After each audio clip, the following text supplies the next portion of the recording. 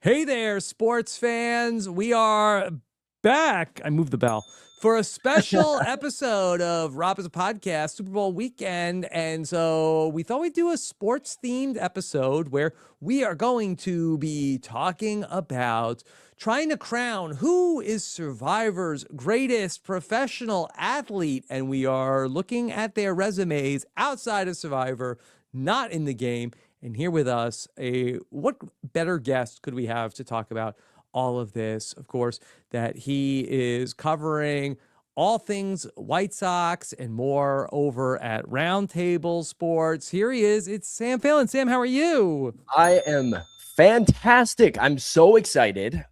What better time than Super Bowl week for us to be doing this, Rob? One of my favorite niche Survivor categories here is the long history of professional athletes and their fates. Yes. Well, this was a great week to do it also because one of Survivor's former professional athletes, Jeff Kent, was also announced that he's going into the Pro Baseball Hall of Fame. So this was really the perfect week to do this. And I will say, you might have seen this on my Twitter account.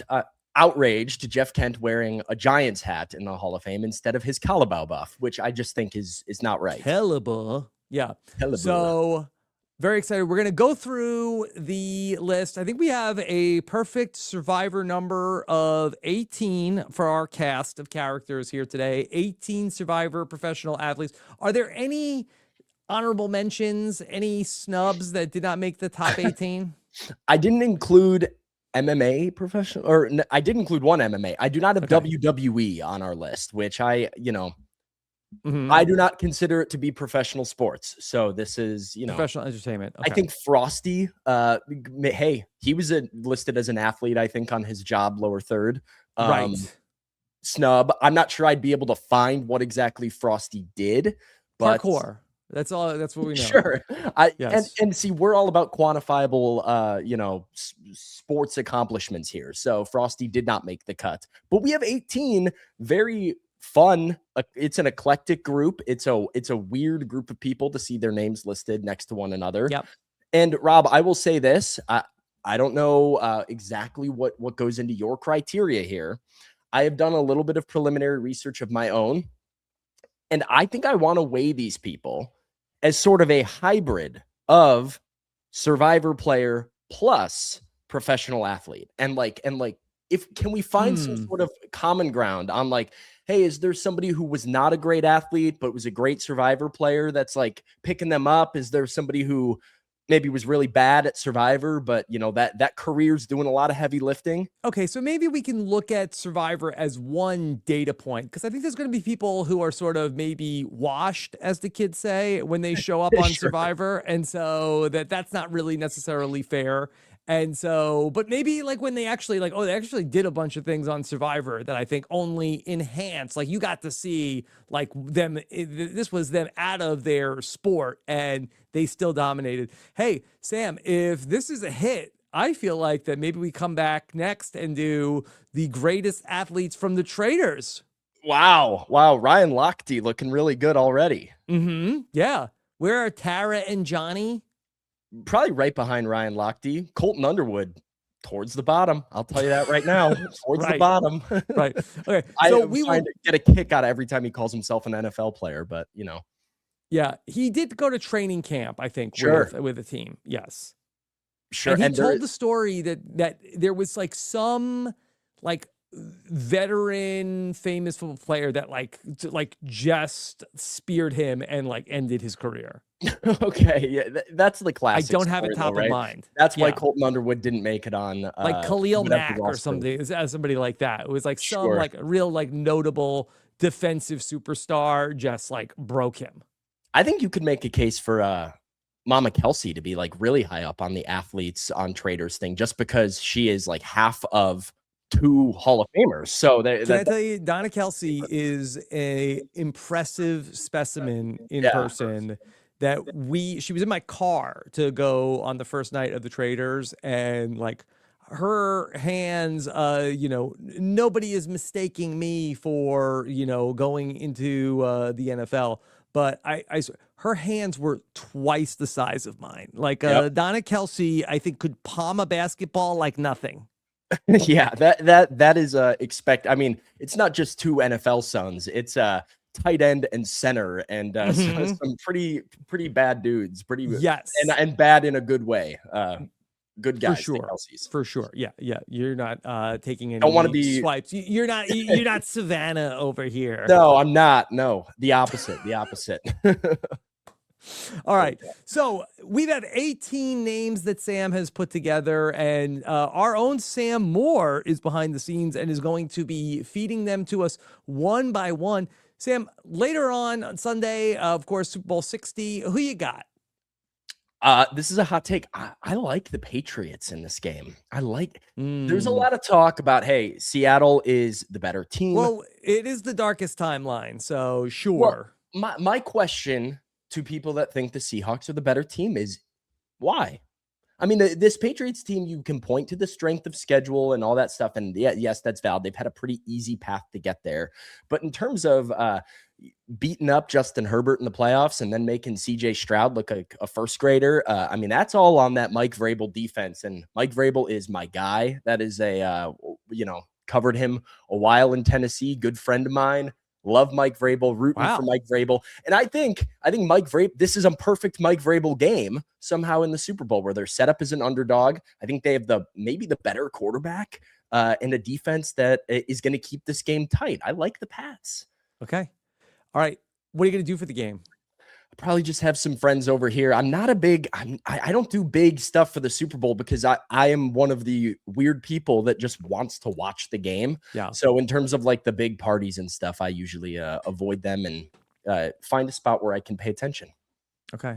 All right. Well, let's start to pay attention to this list. Has Sam Moore kicked out the first name? Okay. Oh, first up on the list from Survivor 41, former Dallas Cowboys, Danny McCray up first.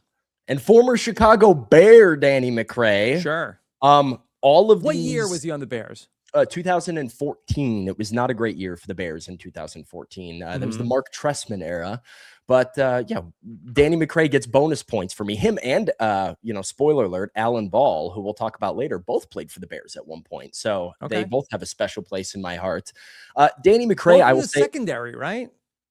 Well, yeah, McCray was safety, kind of like a strong safety, but Right. yeah. I think McCray also has a special place in my heart, Danny, for two reasons, Rob. One of them is a very fun fact. It's one of the only Survivor players that I had correspondence with prior to playing Survivor because I was like a big Danny McCray fan, watched him on the Challenge USA where Sure. he won his first season.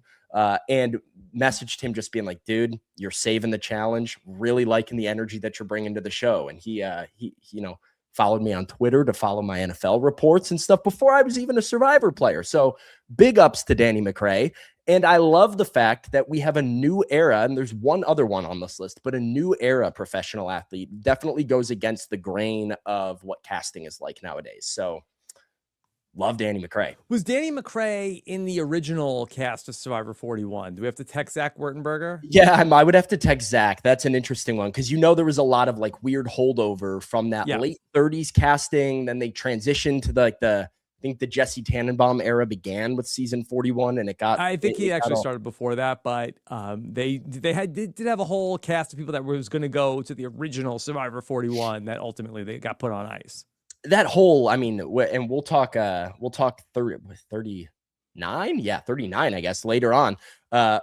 That whole casting thing was a fiasco too, with a bunch of names. A lot of it was a fiasco with a lot of names they that set got the thrown tone out with the casting. Okay, so tell me about the professional career of Danny McCray because I know he played football, but I don't know a lot about him as a professional athlete. Yeah, Danny McCray. So he began his NFL career in 2010. He went to LSU and was an undrafted free agent out of LSU by the Dallas Cowboys. I will say he won a national championship with the LSU Tigers in 2007 and was a pretty key part of that defense in his final 3 years there, played all 4 years of college.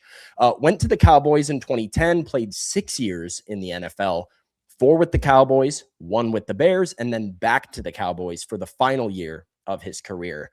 was mostly a defensive reserve. He was like a special teams guy, played in almost every game every year, didn't get a ton of defensive snaps, besides the 2012 season in which he started 10 games for Dallas, had an interception that season, and that was a Jason Garrett-led Cowboys team.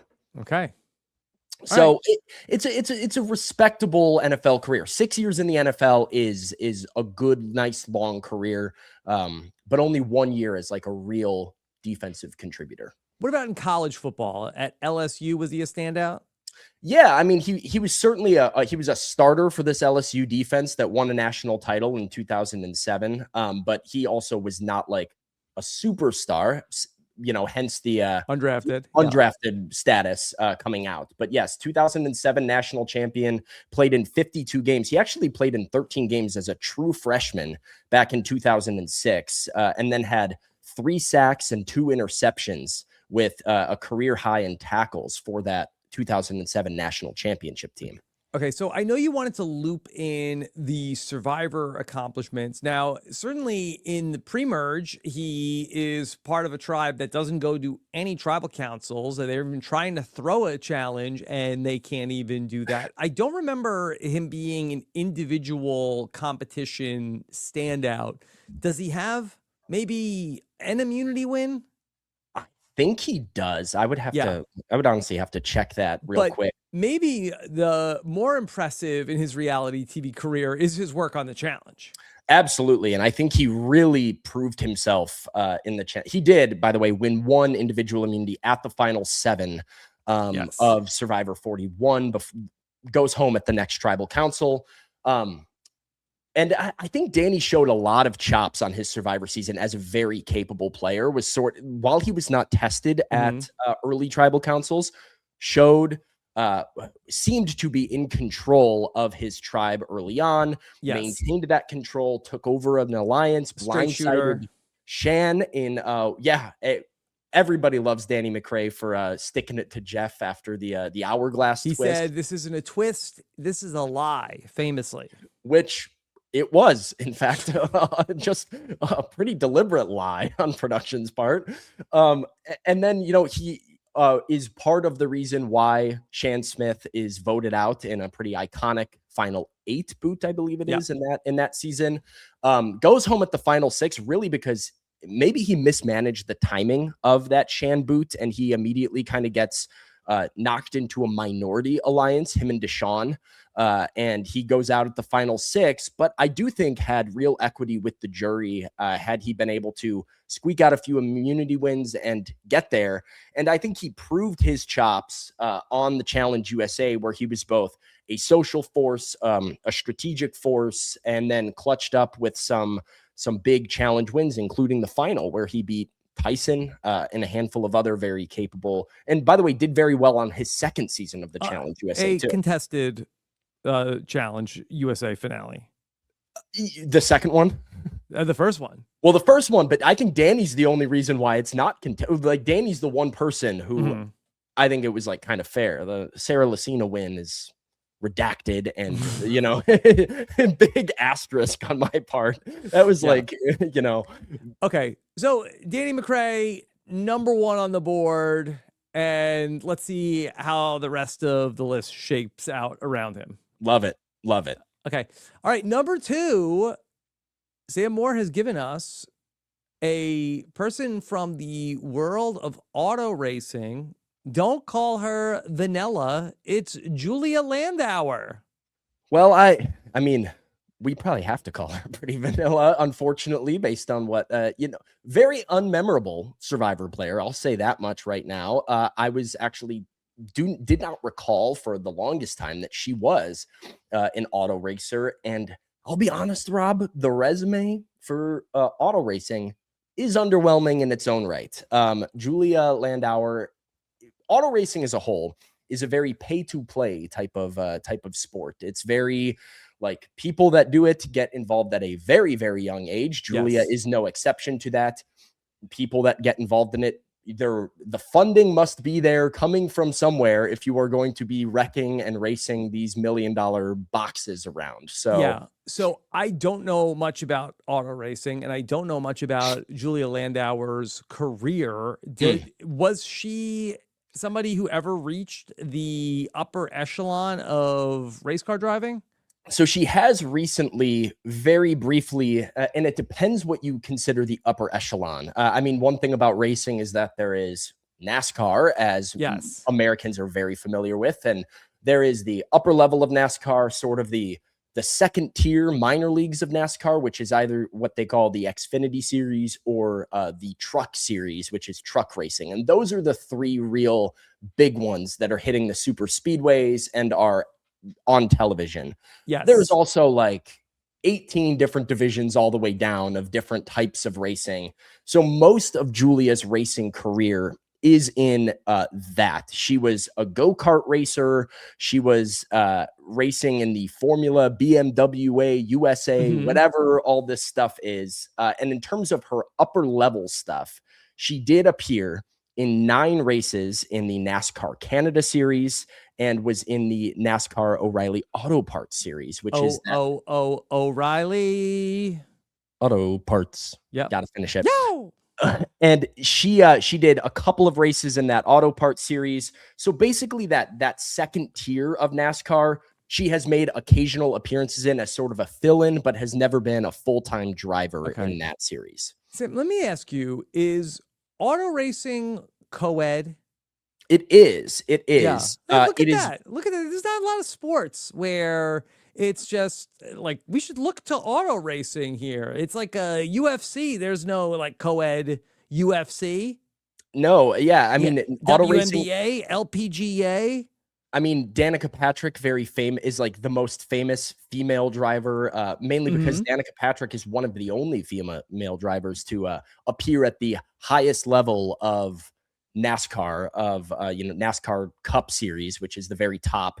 But there are a few that have popped up in the Truck Series, the Xfinity Series, and stuff. And Julia has made a few appearances in those lower levels before. That's not vanilla.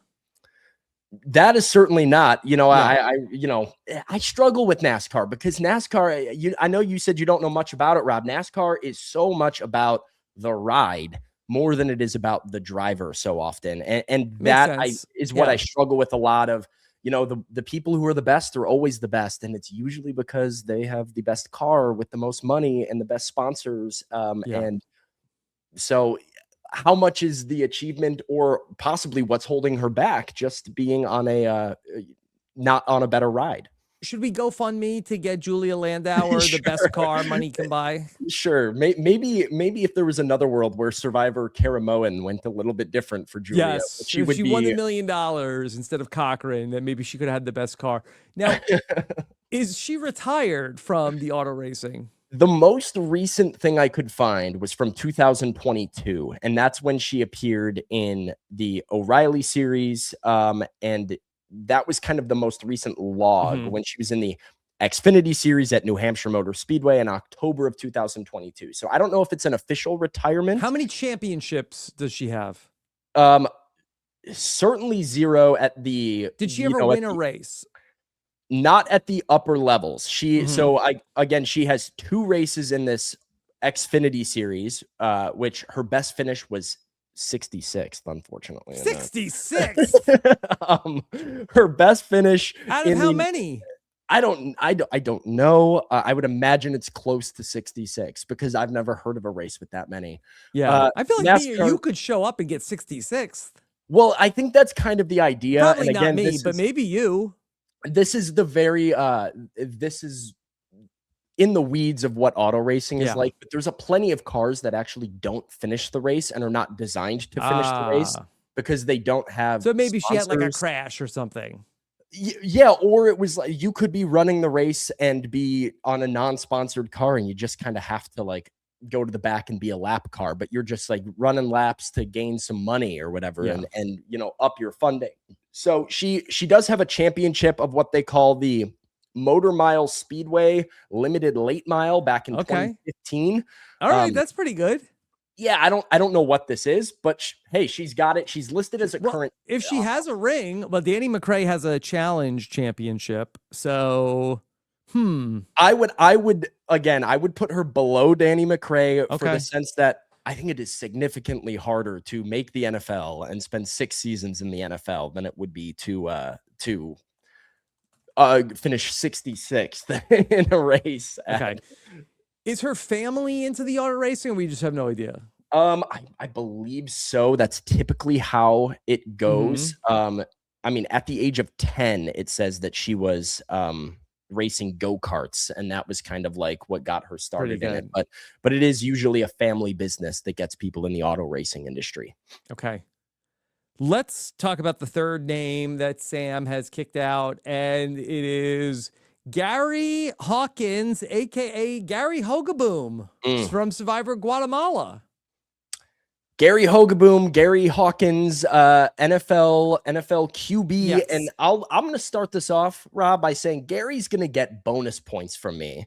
Why? For 2 things: for being a quarterback and for being the first person to find a hidden immunity idol on Survivor. I think those 2 things give Gary a little bit of a boost in my eyes. So this is always a fun question. Can you give me the current NFL comp for Gary Hogeboom? Because I think it's hard for people who like didn't watch him in his career and then he shows up on Survivor.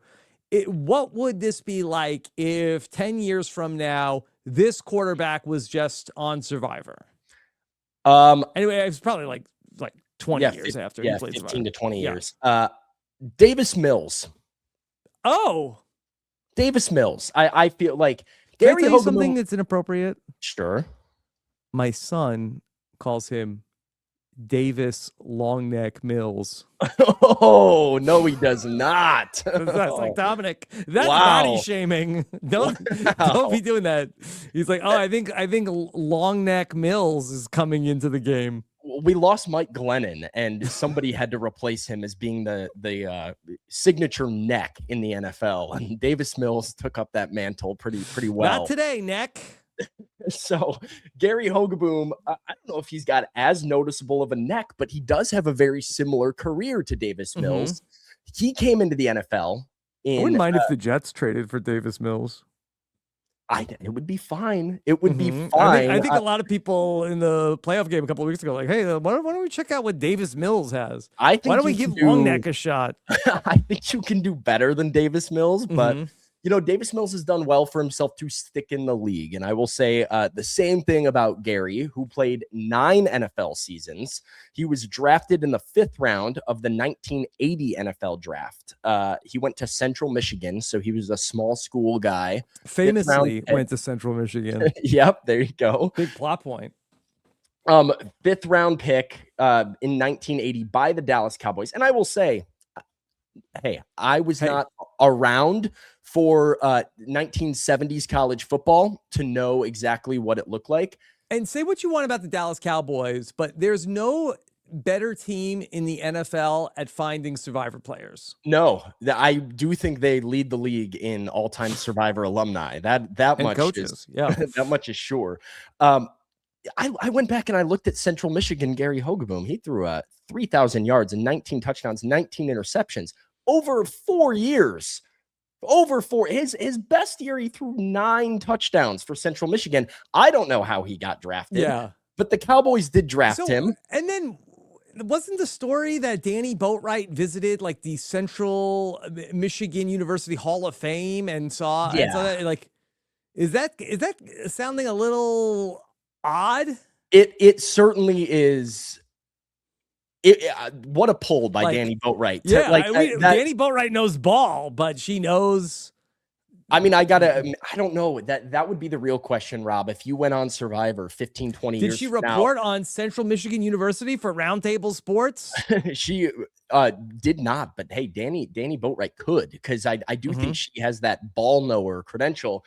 Rob, if you went on Survivor 15 years from now and you saw Davis Mills, would you recognize that neck anywhere? I would recognize a player from the Jets. Yeah, that's fair. But a quarterback, it's a quarterback. I don't know.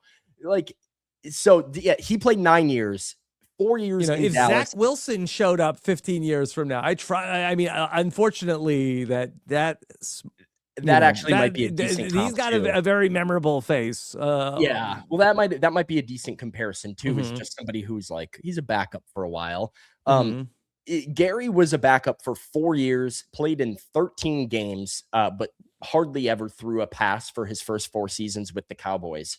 Then in 1984, he played in 16 games. He started 10 games for the Dallas Cowboys in 1984. The numbers are very bad. 7 touchdowns and 14 interceptions, but the Cowboys did go 6-4. And in total in his career, he made 37 NFL starts with an 18-19 record.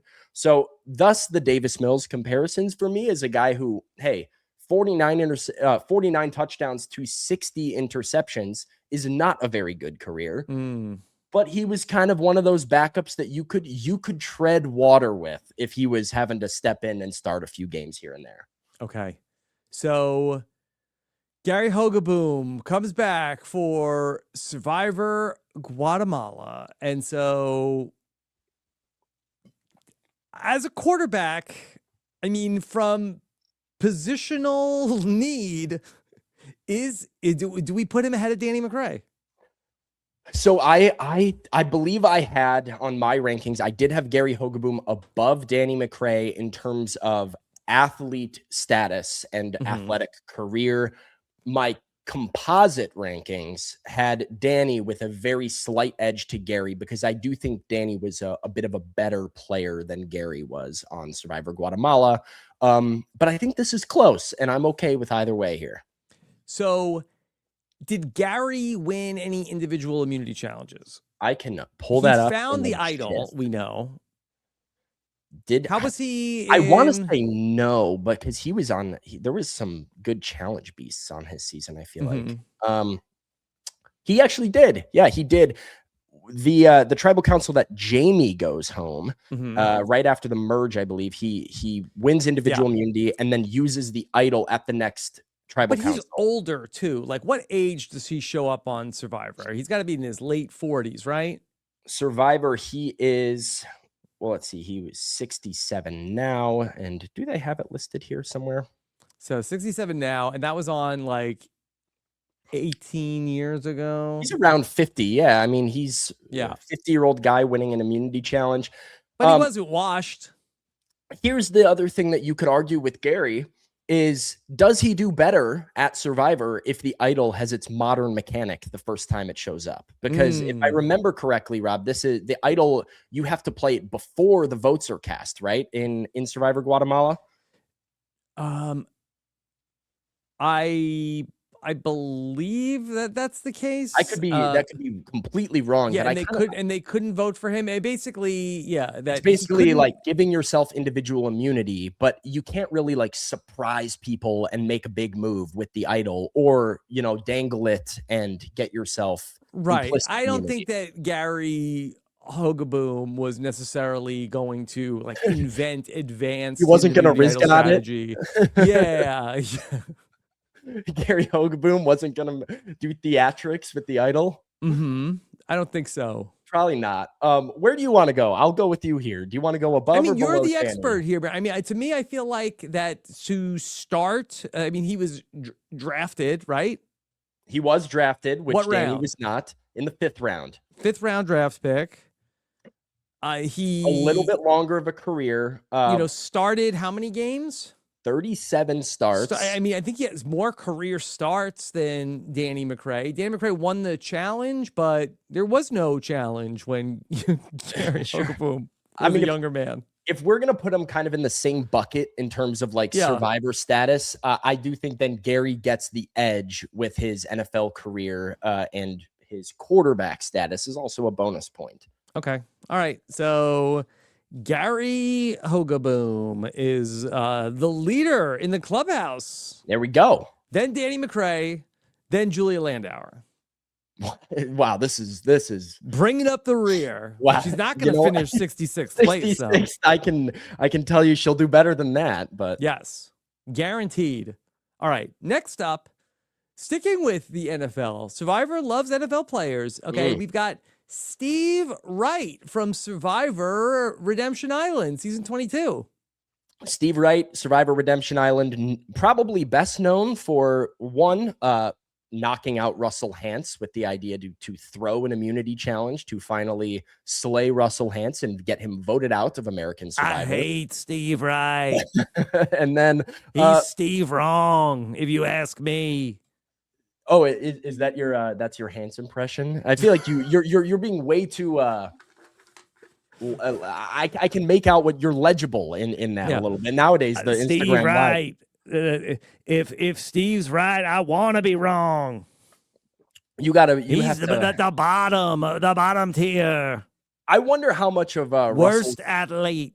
I like Julia Landauer better. I don't even like the Raiders. I don't even it's the Houston Oilers, baby.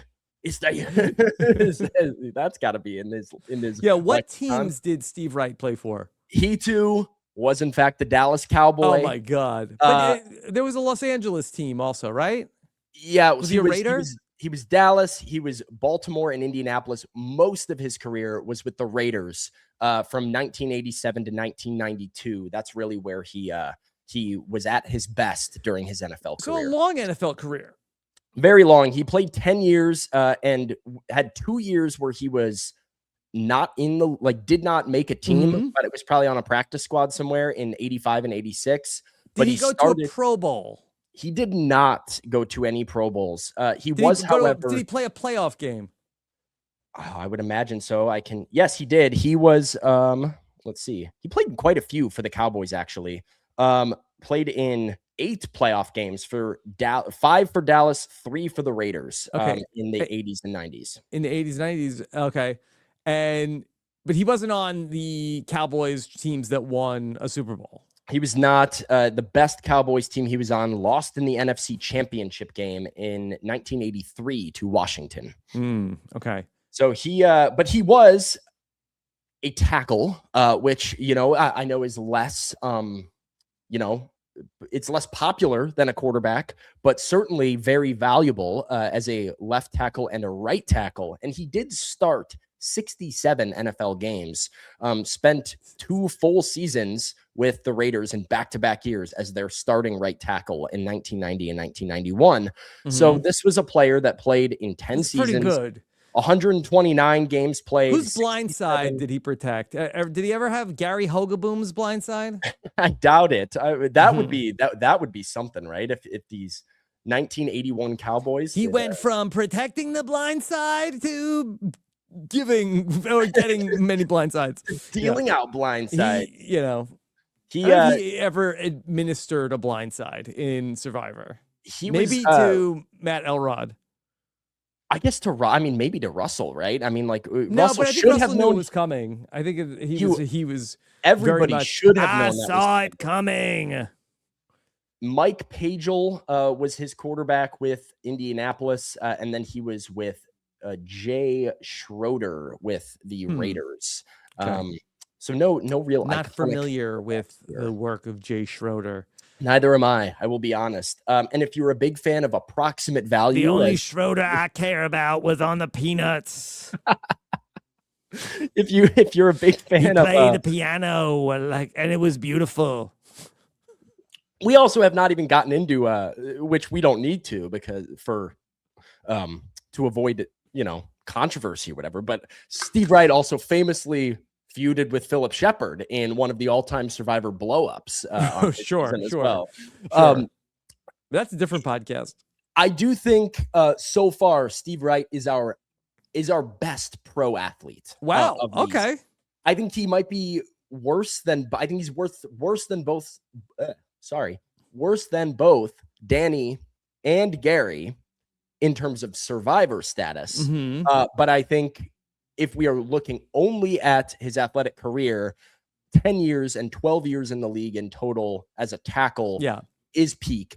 The question is, how much are we weighing that compared to his lazy effort on Redemption Island? Well, I also think that he might have been a little bit more washed when he shows up on Survivor. How old is he when he shows up on Redemption Island? Survivor Steve Wright is, give me just a moment to conduct. Because the Survivor Wiki gives you their current age?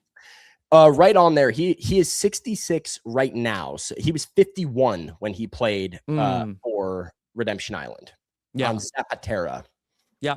Okay. So around the same age as Gary, a little bit older, but certainly did not have the athletic resume of either of the two guys to come before him on the show. So listen, you cover the NFL. You know more about the positional advantage. Okay. What's more valuable to me, to have like a 10-year tackle in the league or a spot starter? I would take the starting offensive tackle over the backup quarterback for sure. Steve Wright. Look at him. Hey, who would have thought we'd be here? Steve Wright. Let me just update the tribe and I have spoken real quick and amend my Steve Wright talk. Okay. All right. Let me just go. I'll jot that down for the second edition. Okay. All right. Who is next? Well, we have our only non-athlete of the bunch coming up. What is this? Oops, all Cowboys? I do think it is. Beast Mode Cowboy next? We should have included Beast Mode Cowboy just for his tremendous... Beast Mode Cowboy in Big Brother 16 did attend Dallas Cowboys training camp on a reward. They flew him and like two other people to go to Dallas Cowboys training camp. Why so much Dallas Cowboys here? I guess it must be a huge market for CBS. And I will say, for all of the Dallas Cowboys that we've had, we're dropping the ball. Like, where's our Dallas Cowboys cheerleader on Survivor? That's a perfect. I think that might have been like a pre-Survivor 40. That's a thing. Survivor 25 casting choice. Yeah. I think they might have like missed the ball on that one. Okay. So are we sure Angie didn't have some sort of Dallas Cowboys cheerleading background? She seems like she could have. Oh, Angie Layton. Yeah, well, that's the cookie girl, right? Yes, yes. Yeah. No, I don't think so. I don't think that was in her background. But you know what? Let's check Big Brother because they had 9 of them. Okay. Yeah. Jimmy Johnson is up next. Jimmy Johnson, who... How about them Cowboys? They're all on Survivor. Is probably the second most notorious coach on Survivor that went by coach to many of his teammates on Survivor. And I will say for Jimmy Johnson's Survivor career, which, we don't have to go too in the weeds on, I think Jimmy Johnson gets a little bit screwed by the dynamic of his themed season on Survivor Nicaragua. I would say that Jimmy Johnson got screwed by the nature of Survivor being a show in the jungle that you live in the jungle. Sure. And I think like he was not expecting that to be what it was. I don't know if he was super cut out for it. I will say. I think he kind of said, "I'd like to leave now, please." There also seems to be I wonder how much Jimmy Johnson maybe could have thrived with a different the young people on his season certainly seemed to love him. I think, dealing with older people who were not really like starstruck, a few of them were, but most of the men, particularly on his tribe, were not really buying the whole little coach bit and were not wanting to be, told what to do. Didn't go over particularly well. And I wonder if he could have benefited from having some younger people that just like. Sure. But I don't think that the tribe makeup was the issue for Jimmy Johnson. I think he wanted to leave and did not want to be on Survivor anymore. I find him very endearing. So maybe I'm trying to give him a little bit of credit here. I mean, it was cool that he did it. And I don't know if you had ever heard this story, but I had met him at the Survivor Vanuatu finale. Oh. He was there, and they had like a whole big thing, and they invited a bunch of the alumni there, and I had found Johnny Fairplay. He's like, "Look who I found!" And it was Jimmy Johnson, and he was saying like, "Yeah, I love this show." And Johnny Fairplay said, "Hey, do you remember Rob C?" And Jimmy Johnson did not. Oh. Well, he clearly didn't love the show enough then. Yeah, I was only on the show like a year ago. Yeah, it wasn't that long ago, but he did remember Johnny Fairplay. I wonder if we're going to get a Jimmy Johnson boomerang idol coming up here on Survivor 50. So I don't know if he has the Jimmy Johnson challenge flag where you can throw a red flag at tribal council and give people a chance to change their mind with their votes. You can redo one thing. That would be a fun little twist. Yes. What would he redo? Going to the Dolphins? His first year where he went 1-15 in the NFL could be either. Yeah. Jimmy Johnson was 67 when he competed on Survivor. Yeah. And still out there somehow. Do I have this right that Fox NFL Sunday still has Terry and Howie and also Jimmy? Yep, you have that dead on. What have they been going for, like 30 years on Fox NFL? They brought Gronk on there, who like brings the energy of a 6-year-old. So that certainly brings down the average age quite a bit. But Jimmy Johnson started as a head coach in the NFL in 1989 with, of course, the Dallas Cowboys. 1-15 his first year. It did not go well. Yes. And in the modern NFL, maybe he gets fired as like a one and done, especially he went 7-9 his second season, and he slowly got better from there, 11-5, and won a playoff game in his third season, then goes 2 straight years winning the Super Bowl with the 1992 and 1993 Cowboys, 13-12 wins. Yeah. And then he gets replaced with Barry Switzer, right? Yeah, replaced after back-to-back Super Bowl wins, which is certainly a Jerry Jones decision there. Goes to Miami 3 years later in 1996, and they are fine.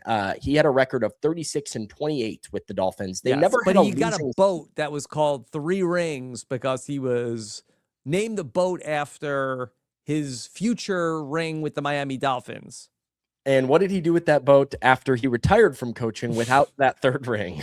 Not sure who owns Jimmy Johnson's boat 3 Rings. He did win a playoff game 2 different years with the Dolphins. Okay, and that might be one of the last playoff games the Dolphins have won also. 1999, actually, I think it actually very well could be, with Dan Marino at quarterback. I want to say they won in like the early 2000s. I think they're like something like 20 years without a playoff win. I just know it's been hard on the Dolphins fans everywhere, and you're right behind them. Okay. So it's like, we have you're lucky, take pleasure in. You're lucky to have the Dolphins around, Rob, as a Jets fan, because I feel like once the Dolphins figure it out and get a couple of playoff wins, then the torch passes back to you as the Jets. So okay. So for Jimmy Johnson, this is tough because he doesn't have a playing career much to speak of, if at all. Yeah, no, I could not find anything really on his playing career. But even as a collegiate coach, right? Didn't he win some national championships with Miami? I would have to look. He was an assistant coach with Louisiana Tech, Wichita State, Iowa State, defensive line with Oklahoma, defensive coordinator for Arkansas, and then head coach in the 80s with Miami. And I do believe they won some national titles. Did he coach The Rock? He was so he's in both the Pro Football Hall of Fame and the College Football Hall of Fame. He is a national champion. 1987 was the AP NFL Coach of the Year. In 1990, he's in the Dallas Cowboys Ring of Honor, 2-time Super Bowl champ. He also won the Big 8 Coach of the Year back when the Big 8 was a thing in the 70s. Yes. Jimmy Johnson did not coach Dwayne The Rock Johnson. We just missed. When I don't even know how old The Rock is. Like, when did he play at Miami? I think he's in his 50s. But I believe, yes, he departed for the Dallas Cowboys just before Dwayne Johnson began his collegiate career. That was some lore that I feel like we desperately needed to be true. Is Jimmy Johnson coaching The Rock? There's got to be somebody crazy to be coached. Now, while Jimmy Johnson does not have an impressive Survivor resume, does not have an impressive playing career, I almost feel like it's hard to put him even on this list because he is in the Ring of Honor. He has championships.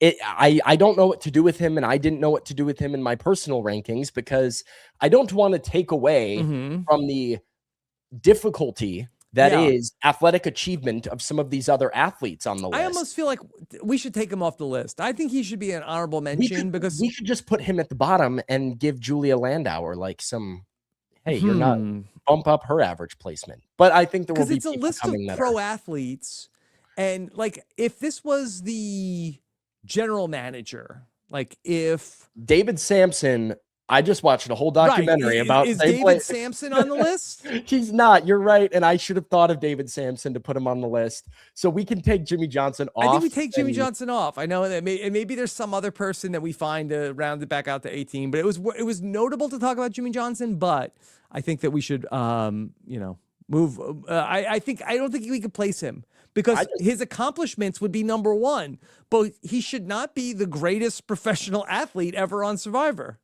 I agree. We can remove Jimmy Johnson from the list. Okay. Send him back to the booth. Before we move on to our next one, I just want to say I love David Sampson. I love David Sampson so much. Yes. And I just watched a whole documentary on Netflix. Who killed the Montreal Expos? Who killed the Montreal Expos? I watched it on a plane. David Sampson, and He's so good. I totally get why he was perfect Survivor casting. And he is a great podcaster, and he's somebody, and I try to always give this compliment to people when it's appropriate, but he is somebody who has takes and is not afraid to say something that might be controversial. And he has that in spades. And so he is always an interesting listen.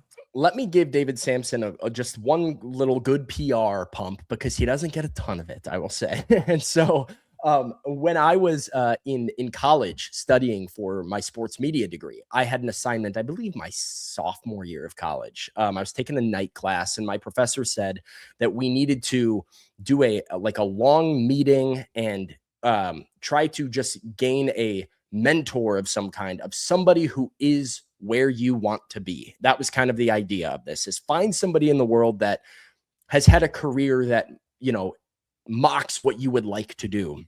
And I was really into David Sampson's podcast at the time, which is a fantastic listen for sports fans. And I was like, hey, this guy played Survivor. He's a well-known sports podcaster. He was like the GM managing a professional baseball team, which is like, hello, dream come true. So I just picked David Sampson and I reached out to him. And normally I would just expect a guy like David Sampson to go on his way. He actually took time to meet with me and answer questions from me 3 different times and spent hours on video calls with me, talking to me when I was 19 years old. So David Sampson, love him for that.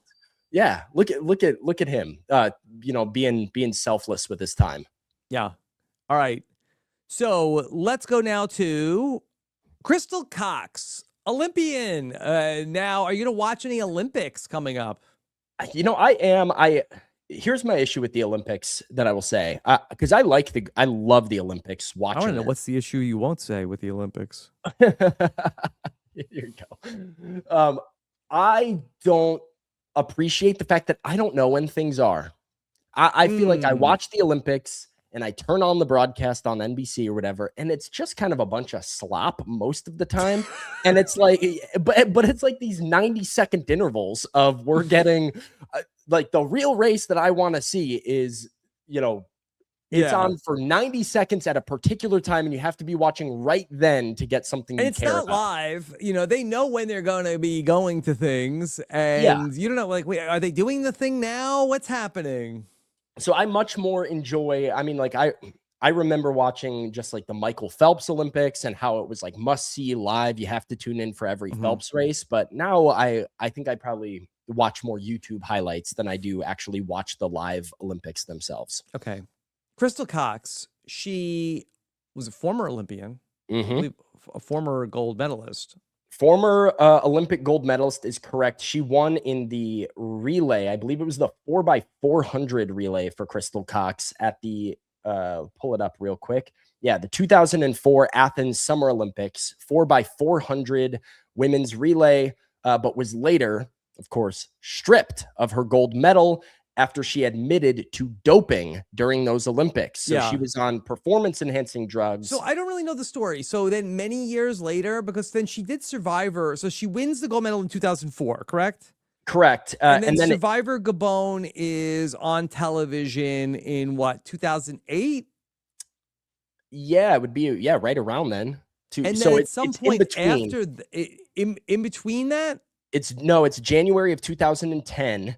Yeah. The Associated Press and ESPN report that Cox admitted to anabolic steroids from 2001 to 2004. Why'd she tell anybody?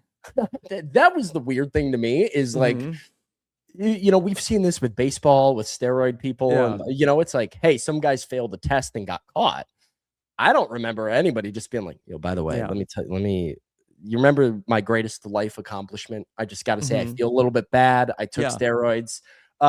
It says, as a result, she forfeited all of her results from that time period and agreed to a 4-year suspension that ended in January 2014. I'm not sure she was still racing by then anyway.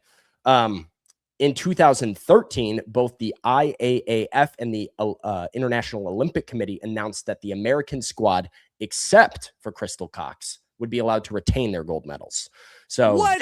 They singled her out? They did not want to penalize her Who's teammates. making these rules? Randy? They did not want to penalize her teammates for her mistake, but she still had to. Way to throw Crystal Cox under the bus, relay racers. Look, I suppose you've already made your money and you've already I'm not sure how much money there is in being an Olympian. It's one of the few very sad athletic careers, I feel like. But I think she's definitely below. There's one other Olympian on this list. She is definitely below the other Olympian because of the steroids and of course the gold medal getting taken away. But then also it's a very short career. And you see this with Olympians sometimes where it's one Olympics or is it 3 Olympics, right? Yes. And for Crystal Cox, it was just 1. Okay. And then Crystal Cox also famously did not have a great challenge performance on Survivor. No, she was, which is like, hey, maybe it's because she should have kept going with the anabolic steroids. No, I think she did not seem to have the right footwear for Survivor. For somebody who I think would, as a runner, sprinter, would bring like the right footwear to Survivor, I think had really famously the wrong shoes. She made it farther. It's gotta be the shoes, they used to say. It was something. She was shockingly bad at everything, and I'm not sure there has ever been somebody really cast for a particular role to completely flop that part of their role on the season. I will say that as we talk about Survivor athletes, that the sprinter, relay racer, maybe is a little bit, maybe Julia Landauer can weigh in on this, is like the high performance sports car, like needs to be well fueled, well fed, and you will get great performance. But if you do not have gas in the tank, that thing ain't gonna work. Where then there's sort of like the guy that's like 30% body fat, that's out on the farm, like toiling in the sun and isn't necessarily counting calories and macros and any of that. That's the guy that's going to perform on Survivor. I 100% agree with that. And I also think even at full strength, I don't think an Olympic sprinter is really an athlete that is built to do very well on Survivor challenges. Like it's not a skill set. Being fast is not a skill set that I think is required of you very often. Or also sort of like long and lean traditionally is like, not a very like a thinner build that is like very elastic. I think that's also a good body type for Survivor. But yeah, the like high performance, like ripped athlete, that person shows up a lot of times and it doesn't go great. And doesn't go great emotionally as well. Like you see a lot of people who are very like, they rely on a high caloric intake every day, right? And you get stripped down on Survivor and all of a sudden they're not themselves and they're not as sharp as they was. And I think it was a full series of errors for Crystal Cox on. She makes it far, but it's, she certainly has 2 left feet on her whole way there. Okay. All right. So Crystal Cox, better or worse than Julia Landauer? Certainly better as somebody who made the Olympics, right? I mean, I'm not going to fully penalize her for the steroids. I think that might be where I leave her. How much do we want the steroids to be a factor here, Rob? Because Olympic gold medalist is... this is not the IOC. I'm not performance... listen, we don't know what Survivor players were on performance-enhancing drugs over the years. That is true. That is true. I can think of a few that are on this list probably that qualify. Okay. So, all We right. So, but less impressive than Danny McRae. She got to an Olympics. She got to an Olympics. Do you want her above or below Danny McRae? I think the Survivor game alone might have to knock her below Danny McRae. Okay. Yes. Danny McRae, he still has his challenge championship, so we'll leave him ahead of Crystal Cox. All right. I got the word from Sam Moore that we need to pick up the pace. Okay. Much like they were telling Crystal Cox and Gabon. Let's do it then. Let's get into the next one and we can whip it together. Okay. And we got Brad Culpepper. Brad Culpepper, the only two-time big player. announcement on social media this week, Sam, that I saw. Monica Culpepper is back on Instagram. I was delighted for season to see 50. Her and Brad are ready to go. Yeah, I wonder what spawned this. Is it simply the coming out of the woodwork for season 50? Maybe kind they're of excited. I mean, they're both two-time Survivor players, and their kids are getting older. Famously, so Brad Culpepper's son, believe it. I'm trying to remember which son it was, and I don't remember. I think one of their sons is Honor. Is that right? That sounds right. That might be the daughter. I don't know. There's a kid named Honor. They had a son that was at Syracuse playing football. Yeah. One of them was also. Let me double check this to make sure I don't get my facts wrong here. I'm sorry, Rex, Judge, and Honor. I believe it's Rex. How old is Rex? Rex sounds right. Rex, I know Rex was at Syracuse. How old? Okay, so if it is Rex, then Rex was actually, before he was at Syracuse, was at Penn State for just a little bit of time. Am I correct in saying that? Are you looking at Rex Culpepper online right now? No, I don't have a Wikipedia for Rex Culpepper. Well, one of the Culpepper sons that played football was at Penn State for a period of time. That sounds right. And was roommates with Tennessee Titans quarterback Will Levis at Penn State. And so Will Levis is a huge Survivor fan, was very locked in for season 47 of Survivor. I've enjoyed many conversations with him because of it. And I asked him what got him into the show. And he said, well, we were watching Rex's parents when we lived together in Penn State. So there you go. Okay. All right. Brad Culpepper, I believe in the NFL, he was a defensive lineman. Yes. You ever see the pictures of Brad Culpepper playing in the NFL? I think I've seen him back in the day, and because it was hard for me to wrap my mind around the fact that he was I'm looking at one right now. Oh boy, he looks different. That's a big boy. I mean, he's playing in the NFL at what, like 200, high 200s, right? Yeah. Oh, it has to be. His listed weight is 275 on Pro Football Reference. Tampa Bay Buccaneers defensive tackle, also a Chicago Bear for 1 year, but really in the 90s with the Bucs. That's Brad Culpepper's bread and butter. Started 80 games with Tampa, had some very good seasons, including an 8.5 sack season, a 9 sack season. 9 sacks is pretty good. Yeah, especially for a defensive tackle, right? Like you're an interior defensive lineman with 9 sacks. You're a force to be reckoned with. Yeah, he played on some of those really good Bucs teams, right? In 99, 2000, right? I think he just missed the really good Bucs and like the Gruden Tony era. Dungy. He was with Dungy before Gruden got there and took them to the Super Bowl. So he was on some playoff teams with the Bucs, but not at the real peak. Only 2-time player on this list. I have him as my cumulative number 1. I do. There will be a big debate coming down later in the pipeline, but I think, when you look at the fact that he played for some very good teams, when you look at the longevity of his career as a decade in the NFL, and then as we mentioned, just 9 sacks, 8.5 sacks as a defensive tackle. How many immunity challenge wins in Survivor Game Changers? Is he 5? He is 5. He is tied for the record in Survivor Game Changers. So in terms of just like he is known as a physical force on Survivor in his second season. And that career, I think I would put him at the very top of the list right now. Okay. All right. Brad Culpepper is number 1 on the leaderboard. So right now we have number 6, Julia Landauer. Number 5, Crystal Cox. Number 4, Danny McRae. Number 3, Gary Hogeboom. Number 2, Steve Wright. And number 1, Brad Culpepper. A lot of NFL talent. Top 4. And we've got another one. Coming up. Who's now? We have from Survivor. What is the name of the season? Worlds Apart. Worlds right? Apart. Yeah. Yes. Tyler Frederickson. Believe it or the not, white collar football player. And I think Julia Landauer might get bumped out of the basement here by Tyler Frederickson. Oh, Tyler Frederickson is not going to like this. Listen, Tyler Frederickson did not play in a regular season NFL game. I think right. that by itself is a little bit tough. Mm-hmm. He signed a 3-year deal with the Los Angeles Avengers of the Arena Football League in 2008. But his Arena Football League, he was 4 for 7. He was 4 for 7. What's his college kicking record?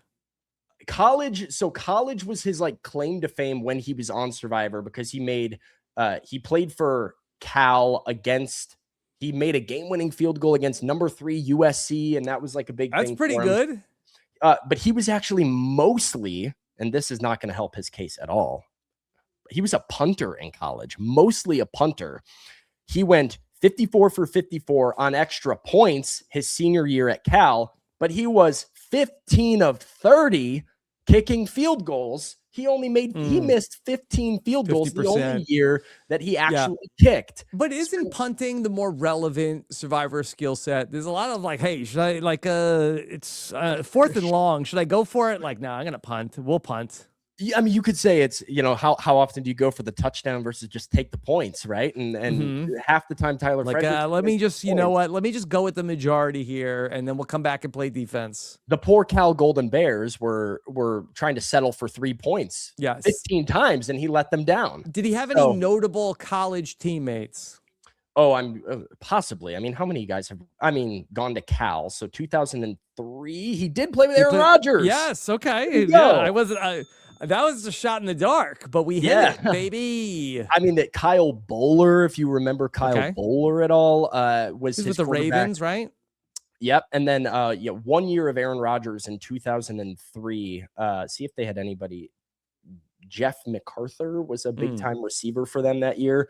But yeah, that's an Aaron Rodgers team. So good for Tyler Frederickson. And then I know he did win at least one immunity challenge on the show. He does win, I believe, exactly one. It was a pretty clutch immunity win. And then he was in the mix. He was a contender in that mid-merge. And he could have won. Like, there was a Worlds Apart where he could have won. And I think he was probably a better player than the show gave him credit for.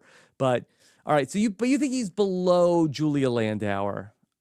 I don't want to pick on Julia Landauer. She already has the whole vanilla thing. I mean, it's really close, right? I mean, it's, for me, it's not even the fact she was in a regular season race. And I'll give him, he was on some practice squads and stuff here, but it's the fact that he wasn't very good in the Arena Football League, and he wasn't very good at Cal, and those two things have to matter. The kicks have to matter, Rob, and Tyler Frederickson's you got to make your kicks did not go in enough. Yes. Who's next? We've got Alan Ball. Alan Ball, Chicago Bear, as I mentioned earlier. Very bad Survivor player, I will say.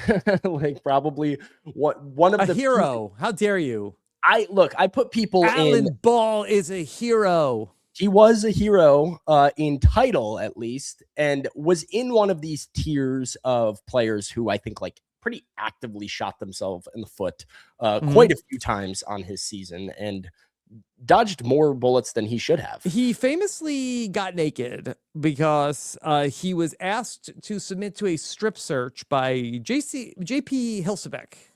Yep. He said, "You have the idol. Get naked for me." And he did do that. Yes. Kind of maybe a subplot from Heated Rivalry season 2. There you go. It was a tease, or way ahead of his time, Alan Ball. Yes. He had a very good NFL career. Once again, you want to guess who he played for and was drafted by, Rob?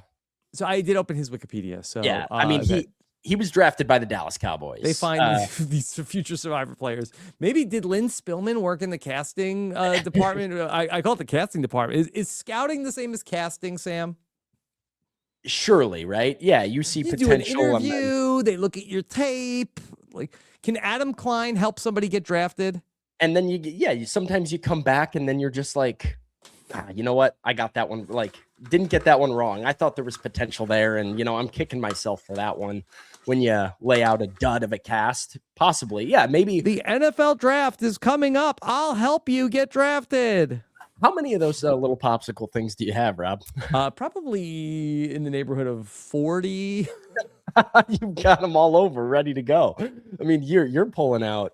I mean, Russell Hance, I thought was a gimme, but I didn't know you would have an Adam Klein impression. Yeah, I got a lot. Okay, there we go. Not Alan Ball. Alan Ball does also have a special place in my heart as a Chicago Bear. He's also an Illinois Fighting Illini. Played at Illinois for 2 years. Very, very bad, disastrous Illinois teams. So unmemorable college career because they won 2 games both years he was there. But he had a good NFL career. He played 9 years. 5 of them with the Cowboys, played 1 year with Houston, 2 years with Jacksonville, and finished it up with the Bears. He played with 2 returning players in Ben Driebergen and Chrissy Hofbeck. Which, his impact on some of those relationships. I'm sure. I mean, is Ben Driebergen without Alan Ball? That's such a good question. That's a great question. A whole rabbit hole we could go down. Okay, so give me the career interceptions. 6 career interceptions. Not bad. Yeah, had 2 seasons with multiple interceptions. And both of those seasons he was a full-time starter. One with Jacksonville and one with Dallas in 2010. How many years in his playing career? 9 seasons, 108 NFL appearances. Okay. He started 47 games. So I feel like that with Danny McCray, I feel like this is kind of like a one-to-one comparison because they're both players in the secondary and we could sort of look at them. And so Alan Ball played longer. He did. More picks. He started more games. He doesn't have a challenge win. And I'm talking about the show, not the actual, he doesn't have one of those either, but no. So I think he's ahead of Danny McCray.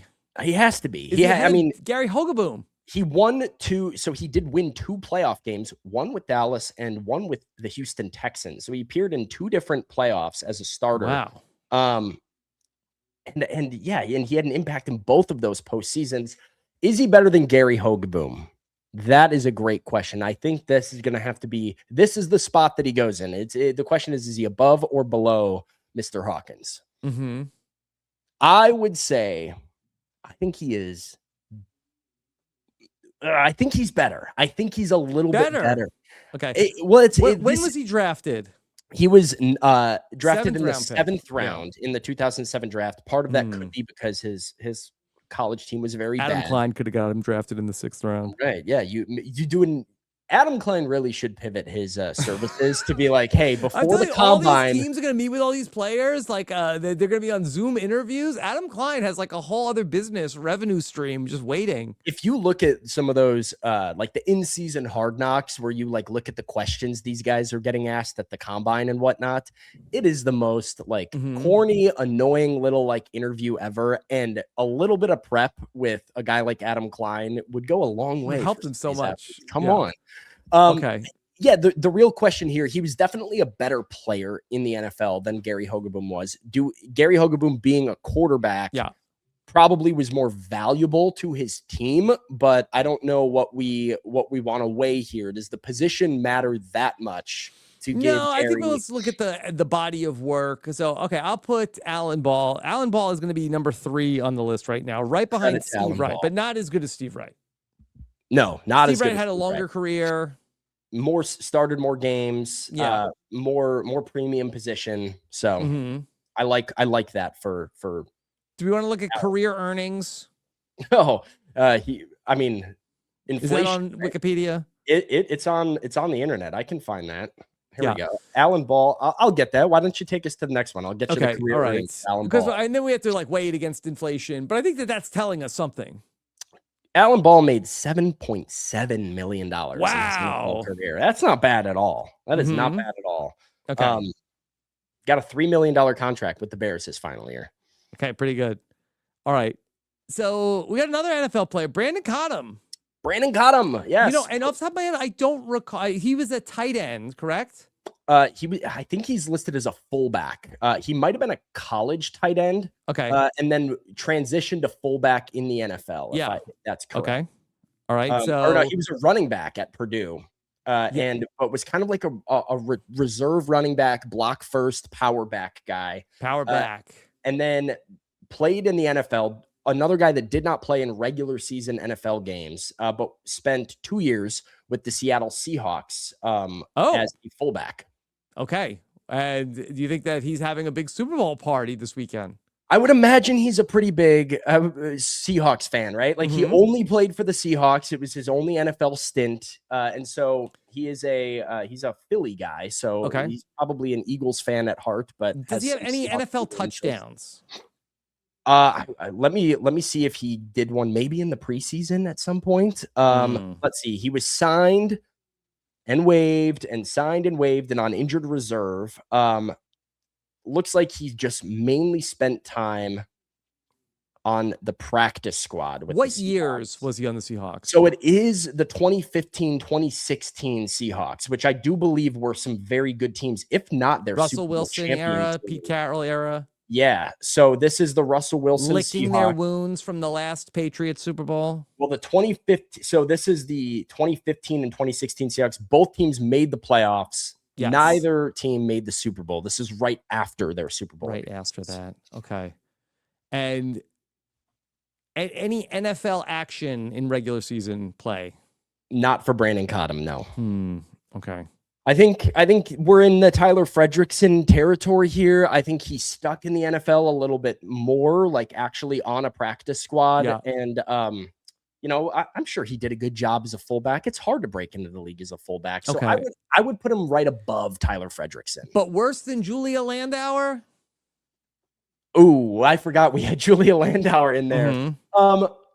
Let's go based off of most likely to listen to this podcast and put Brandon Cottom above Julia Landauer. Yes. And I don't know about you, but certainly beat me up. Yeah. Oh, absolutely. I want no part of Brandon Cottom. And I also think, by the way, I think pretty underrated Survivor player. I was pretty bummed that we didn't get more of him on. Listen, in another world where, that they have a better handle on the Tika 3, it could be like a final 4 or 5 of the, whatever that orange tribe was. And, he has a decent shot to be the winner.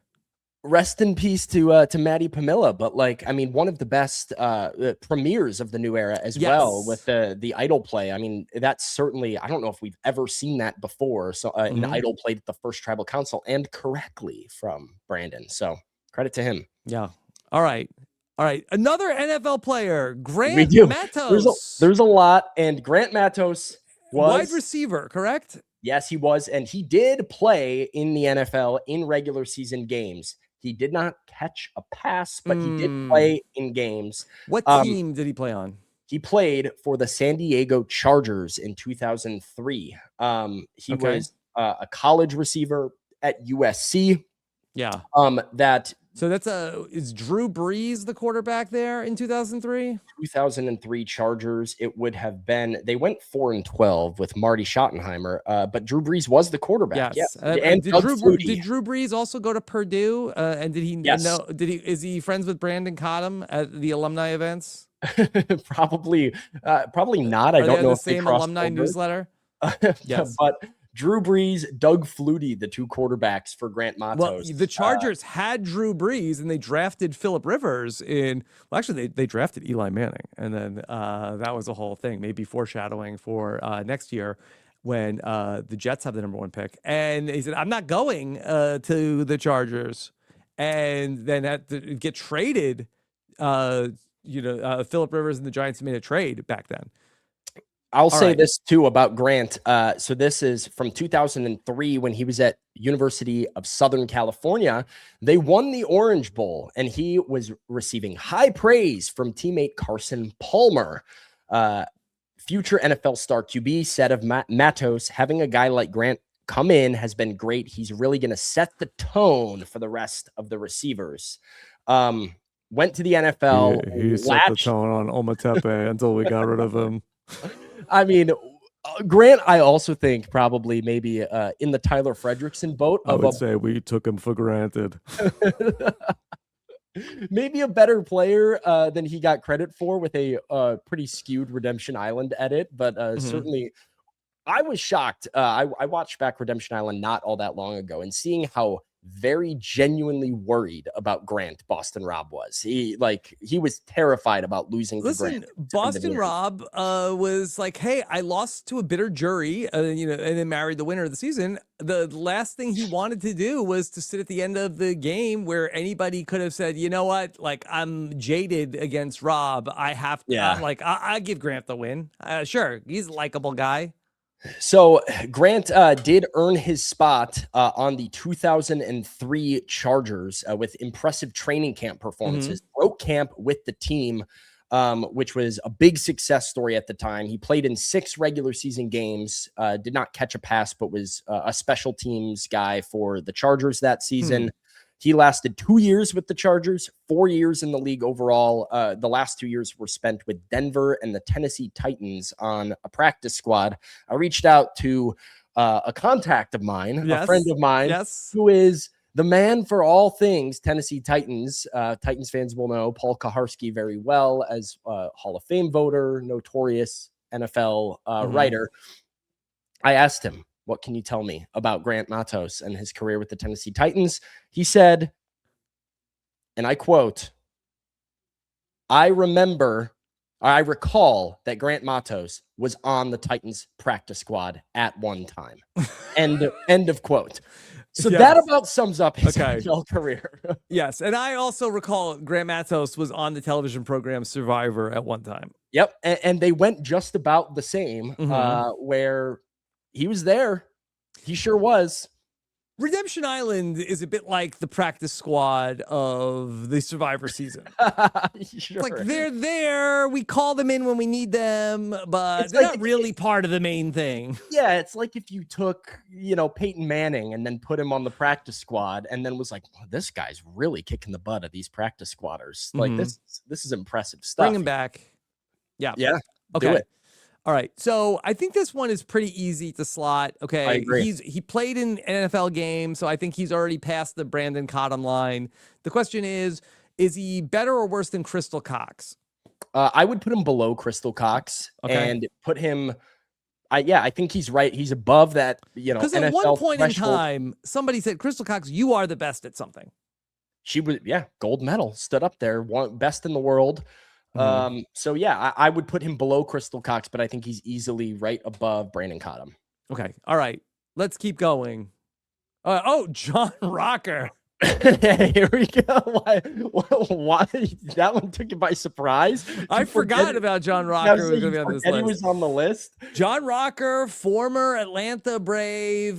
He said a lot of racist and homosexual stuff, I've heard. And then he kind of had like a 360 story arc where he was like this firebrand, like running out of the bullpen like a jerk, Atlanta Brave closer. And then he gave an interview, I believe, to Sports Illustrated in maybe 1999, talked about how he hated the Mets and he hated New York because you would ride the 7 train and see, I forget what he had like a long people you'd see on the 7 train, which I think also included the kind of people that you see. Yeah, people with AIDS. I think he talked about in the article, and I think he becomes the basis of Danny McBride's character in Eastbound and Down, which is a class. Have you ever watched that?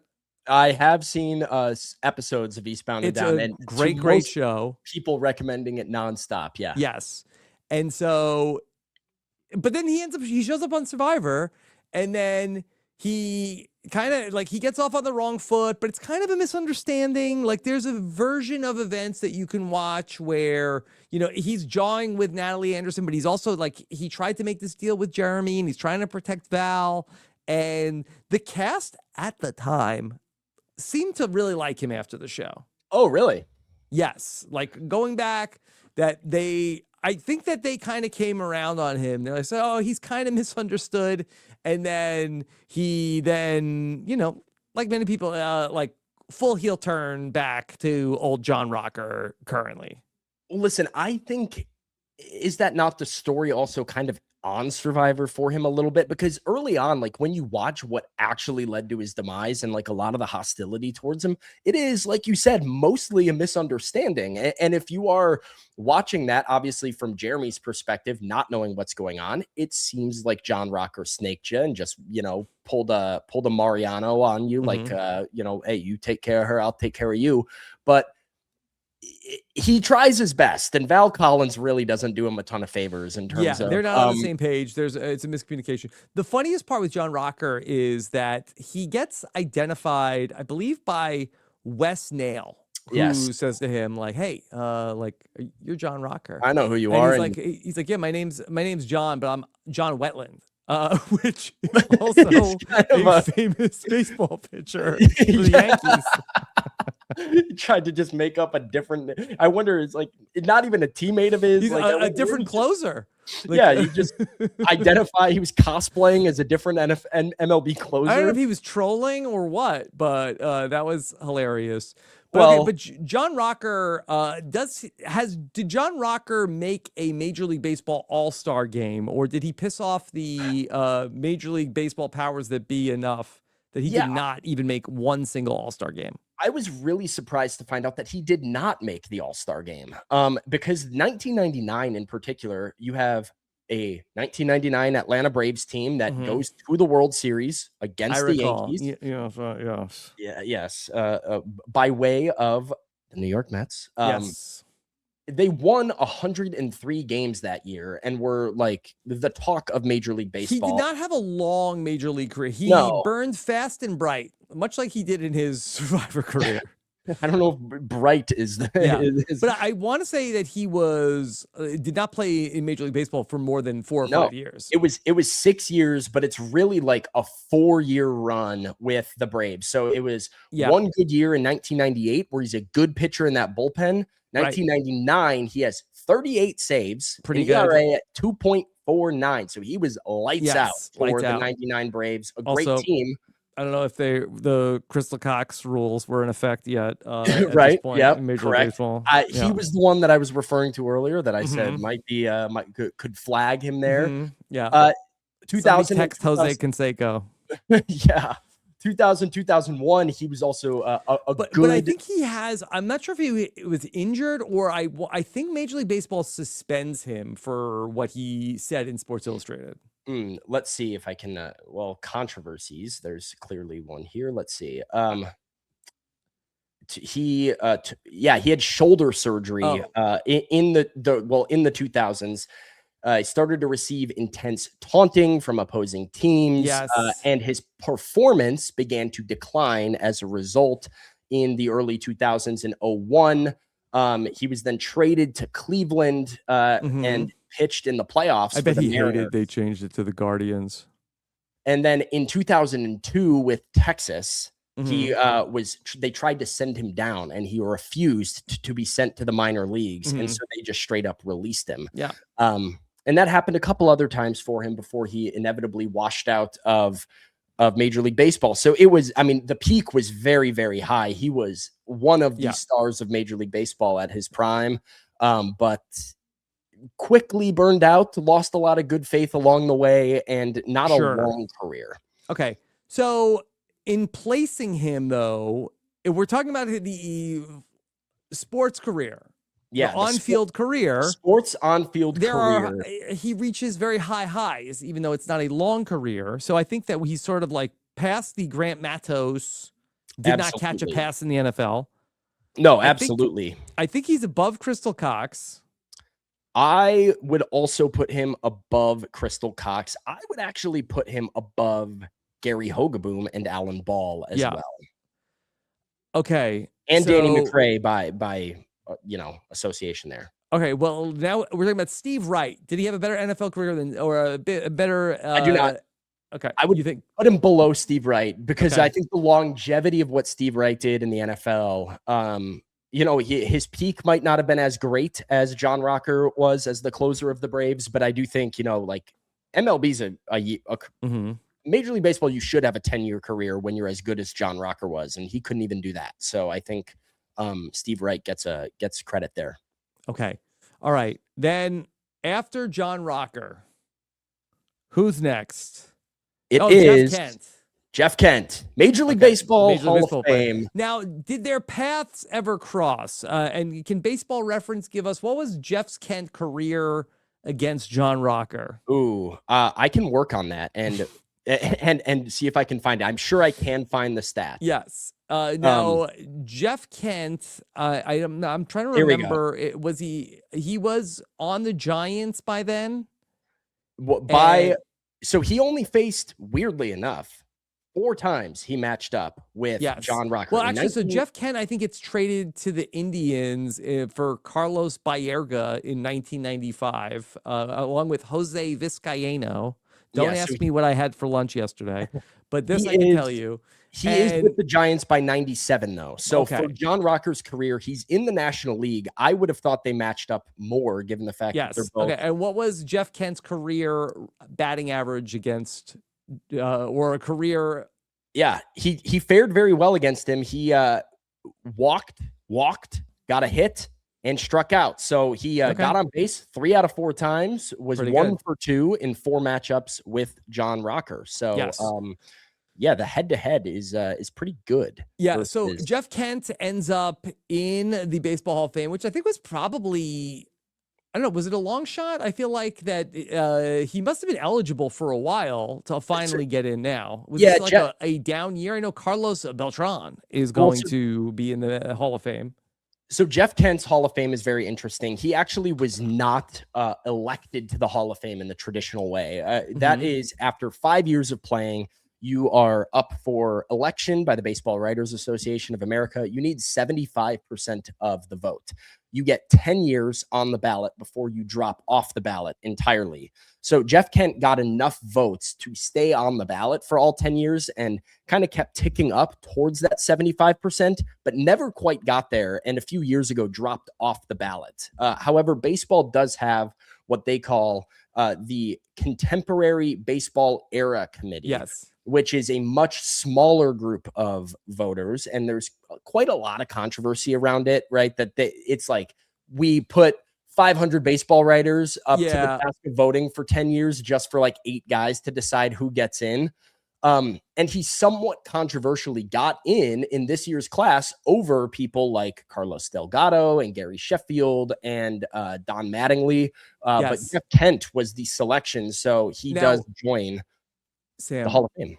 In your estimation as a sports professional, are the baseball writers at this point, or the committee, the powers that be, are they really just trying to troll Barry Bonds? That Barry Bonds is not in the Hall of Fame yet, his hated frenemy Jeff Kent is. I think there is absolutely some personal vendetta with Barry Bonds at this point, right? And like, people will make you can't have one baseball writer give you a logical argument for why Barry Bonds isn't in. They say, well, he took steroids, and then they're like, well, he was. How come Crystal Cox is on our list? Fair point. It makes sense. How come Crystal Cox was on Survivor? I mean, David Ortiz took steroids and he's in the Baseball Hall of Fame and has a failed test. But we like Big Papi. Right. They like Big Papi. They don't like Barry Bonds. Barry Bonds was a Hall of Famer before he took steroids. They just didn't like the guy. And baseball writers, especially old head baseball writers, they do what they want out of personal vendetta. Jeff Kent wasn't the most popular. Right. He wasn't the most popular player with the media, but I do think he has aged well because he is the anti-Barry, and anti-Barry does some good things in his eyes. Yes, and of course that it was memorable when he was on Survivor. He played with Penner. I'll never forget. We had Penner come to a live show that we did in Los Angeles, and he was really holding court. And he said of Jeff Kent that night, he said, "Jeff Kent wouldn't piss on you if you were on fire." That is that's your best impression, I think. That might be your best. I think that one was very good. So, Jeff Kent, but as a Survivor athlete, Hall of Famer, and Baseball Hall of Fame probably the hardest one to get into. He is the greatest offensive second baseman to ever touch a baseball diamond. And I think that is worthy of the Hall of Fame, and I think it's worthy of number 1 on our list. Okay. So Jeff Kent is now number 1. Watch out, Brad Culpepper. Jeff Kent is now number 1. My composite score, I had Culpepper over Jeff Kent just slightly because of the Survivor game. But I think going off the athlete, Kent's got him. Is Jeff Kent on the Mount Rushmore of Survivor mustaches?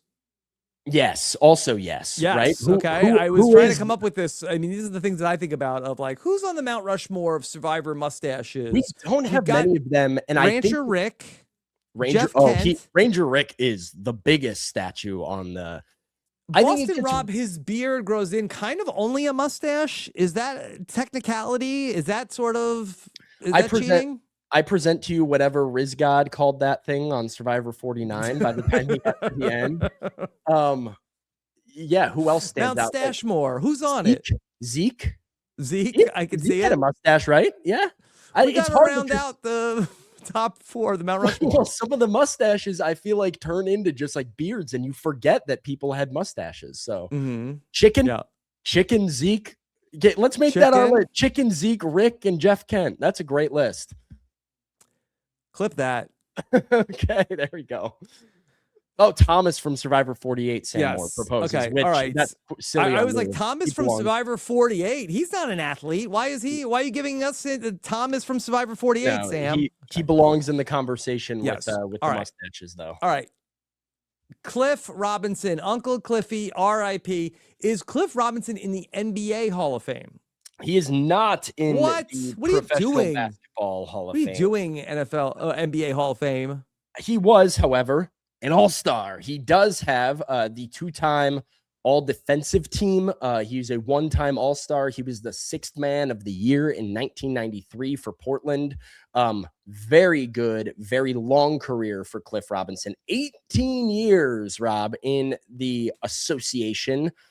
He played in over 1,000 games, and he did have multiple seasons in which he averaged over 20 points per game.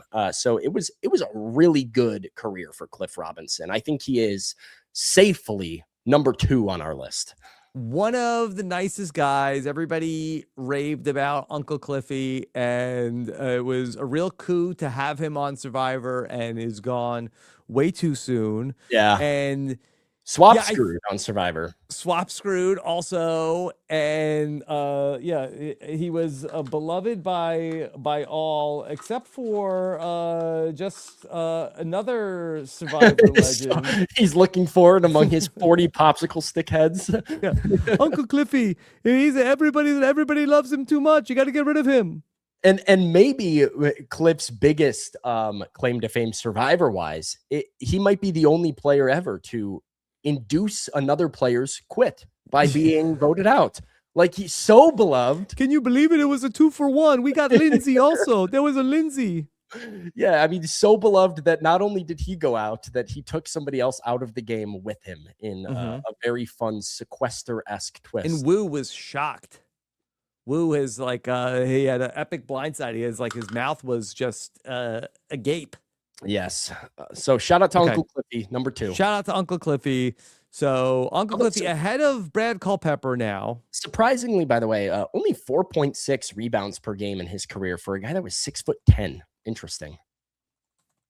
What was he best known for? I'm not a basketball guy. What was his defense? So yeah, I did. I'm not a huge NBA guy either. I did reach out to Mark Talon, my resident NBA expert, to figure out a little bit about Cliff Robinson.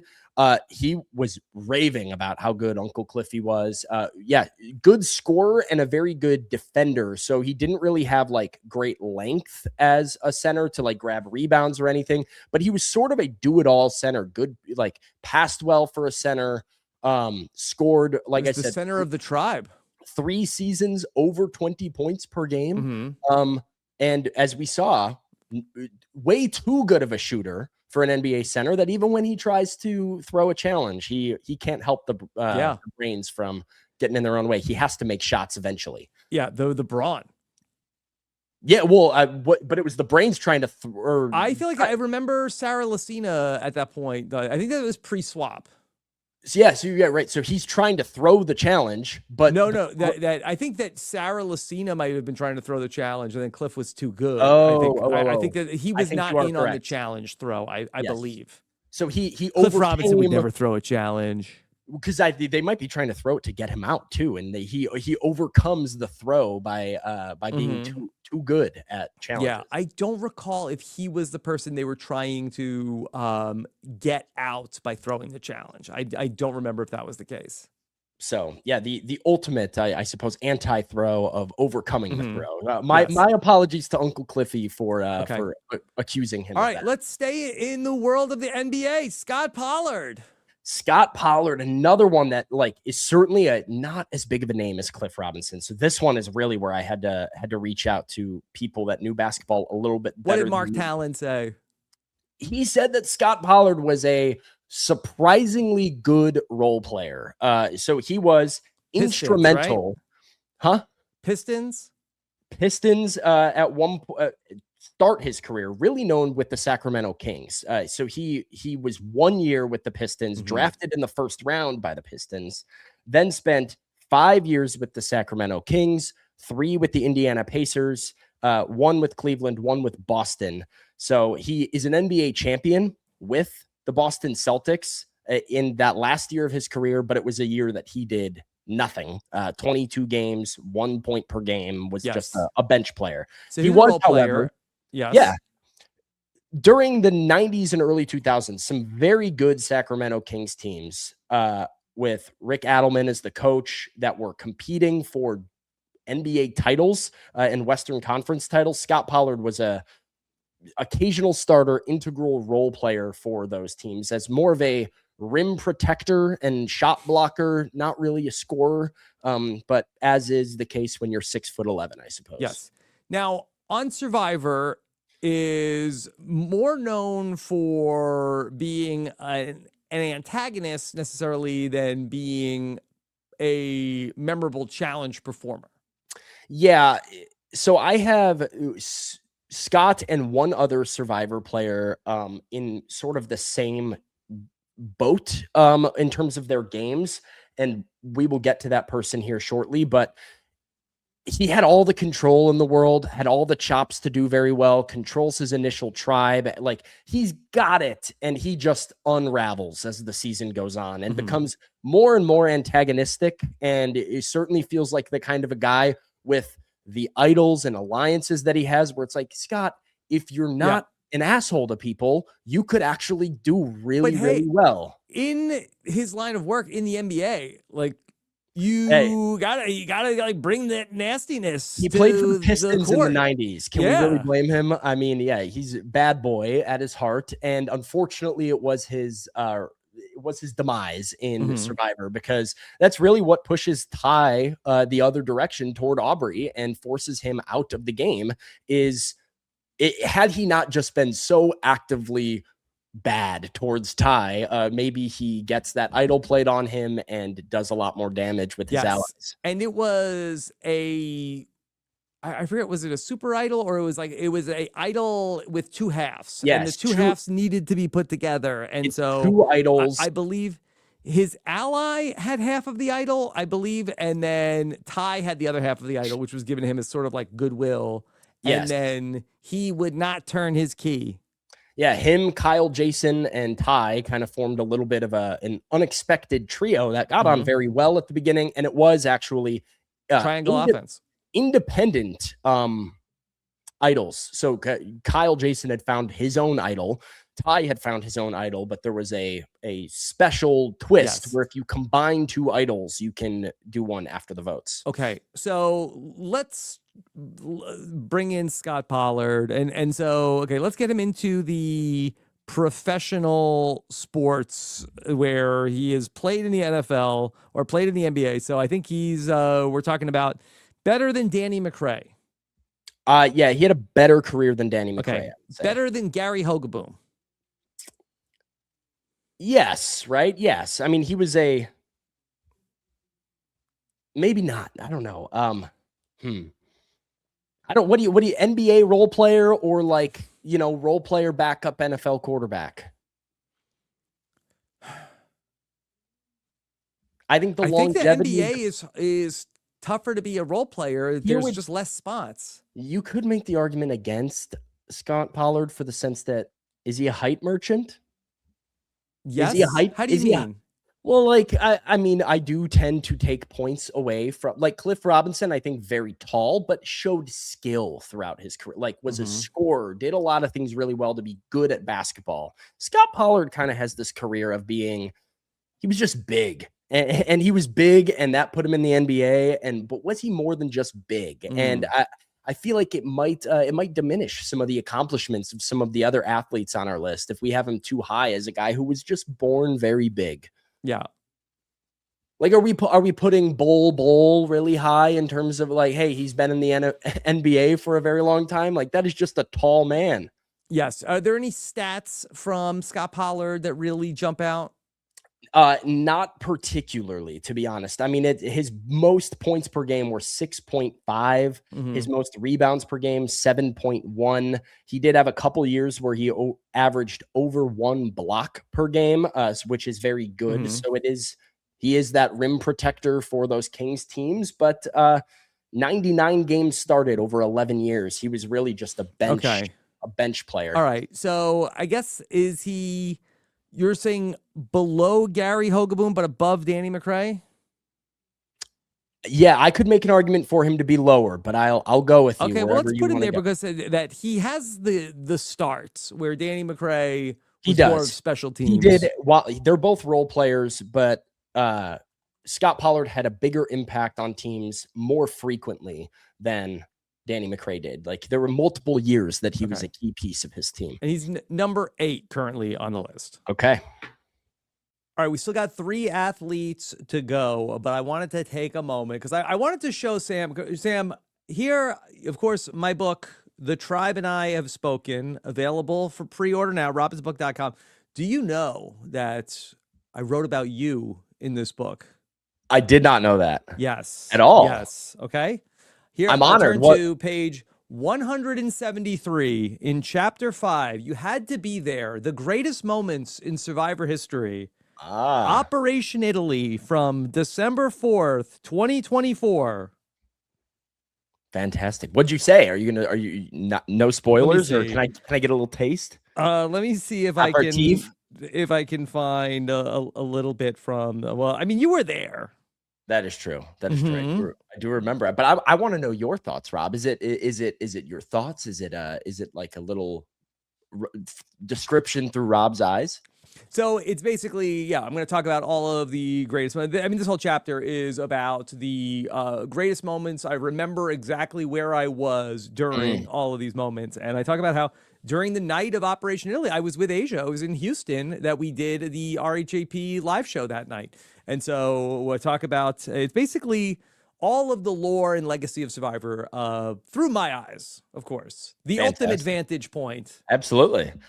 Yeah, I was thinking about this myself the other day about some of those moments for me, and like, what were those moments where I'm like, I remember the exact place that I was when this happened, and I jumped off the couch and started screaming and running around, and so that'll be a nice little reading through those for Survivor fans. And certainly with like Super Bowls too, you remember like, oh, that was at this person's house when we saw this, and so it is weird, like looking back at these things, also remembering where you were. Just one of the many things in The Tribe and I Have Spoken. robinsbook.com, working on a lot of fun pre-orders too for everybody who orders it before the book comes out on May 5th, 2026. You'll remember where you were on May 5th, 2026. Okay. All right, let's get back to the list. Okay, we have our first and only professional hockey player on the list. It's Tom Laidlaw.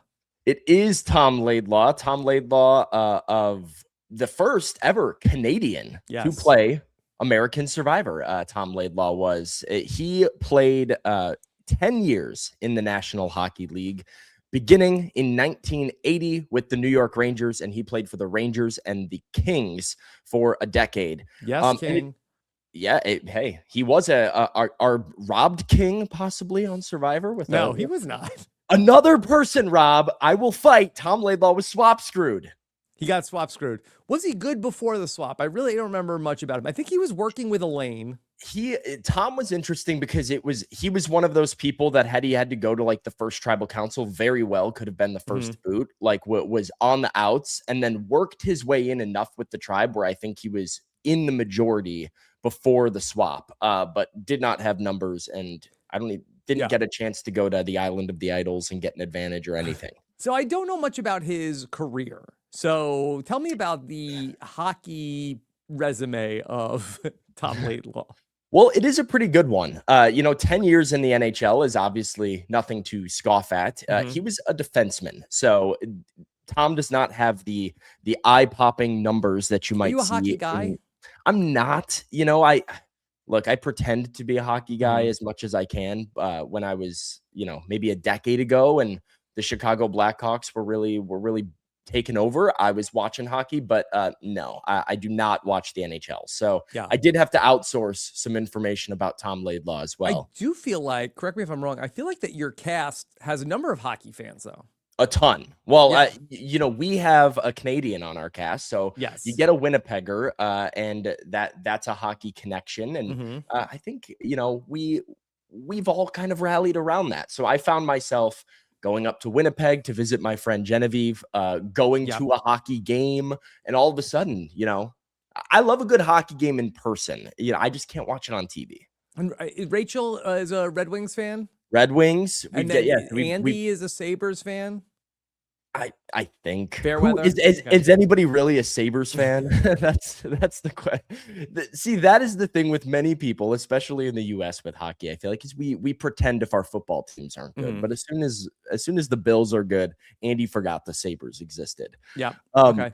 Sorry. So Tom Laidlaw, 10 years in the NHL, defenseman, 25 goals, 139 assists during his career in 700 NHL games. A couple of interesting notes.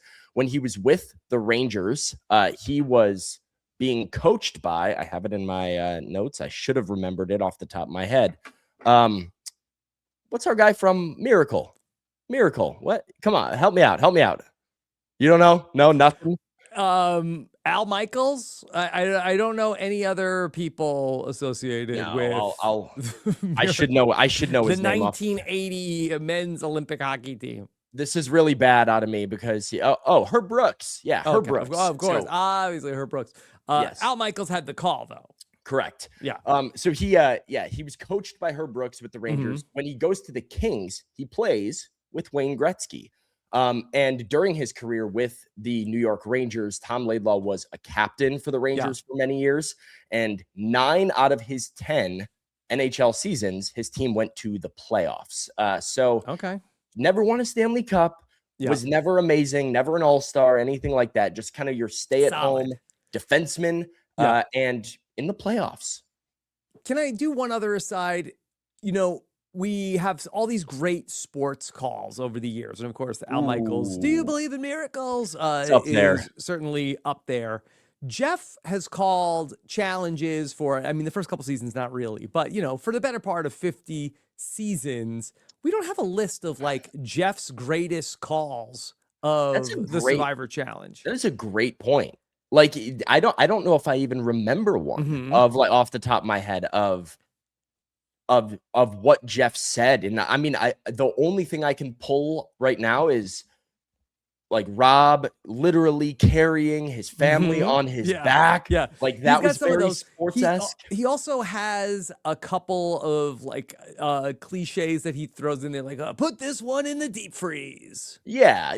He's got his Jeff isms, and we certainly have our highlight videos on YouTube of snarky remarks that he's made and funny moments throughout challenges. And I think those are memorable, but it is a little, maybe it's because he doesn't want to show bias. Do you think that's it? Like he doesn't want to, because I kind of feel like the great sports calls are sort of like, oh my God, can you believe this is happening? Like he isn't doing, I don't know, insert like Rachel Lamont, Well- she did it, folks. I can't believe it. This is history in the making, baby.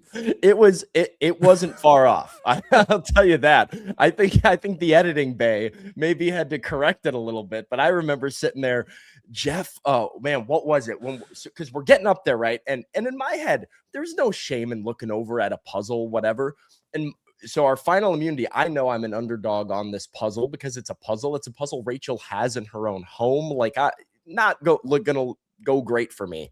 But I get to the puzzle first. I put a couple of pieces and I'm kind of freaking out. I'm like, yo, hey, you're ahead. Wow, you're doing it. You're doing it. And then Rachel is stuck. She comes over, like takes a quick look, figures out the first piece, that she needs. She's off and running. She passes me. She's going. Well, I start to panic and I head over and look, and Jeff starts going, yeah, if you can go over there and look, that's fine. Get a good look at what a winner looks like. Like this is, hey, if you're looking, that means you're behind. Wow. And I mean, it was very Al Michaels, Joe Buck-esque as she's putting the final pieces. There's only 4 women who have ever done it. She's 3 pieces away at the 2, at the 1. History. And I'm like, Jeff, you are actively making me lose the game. What would Survivor look like if there were like 2 people in the booth, like the Rob and Sandra booth, doing the commentary on the challenges? Like Jeff is out there. I don't know if you watched the Beast Games this past season. I'm sure you probably did to see your beloved Seuss May. I did not. But Mr. Beast was a little bit like helping out with Jeff. But it would be interesting to see like if there was like, color commentary of like, Jeff's there. He's the official. Yeah. He's making the call. But who would be the color commentary? Look at this.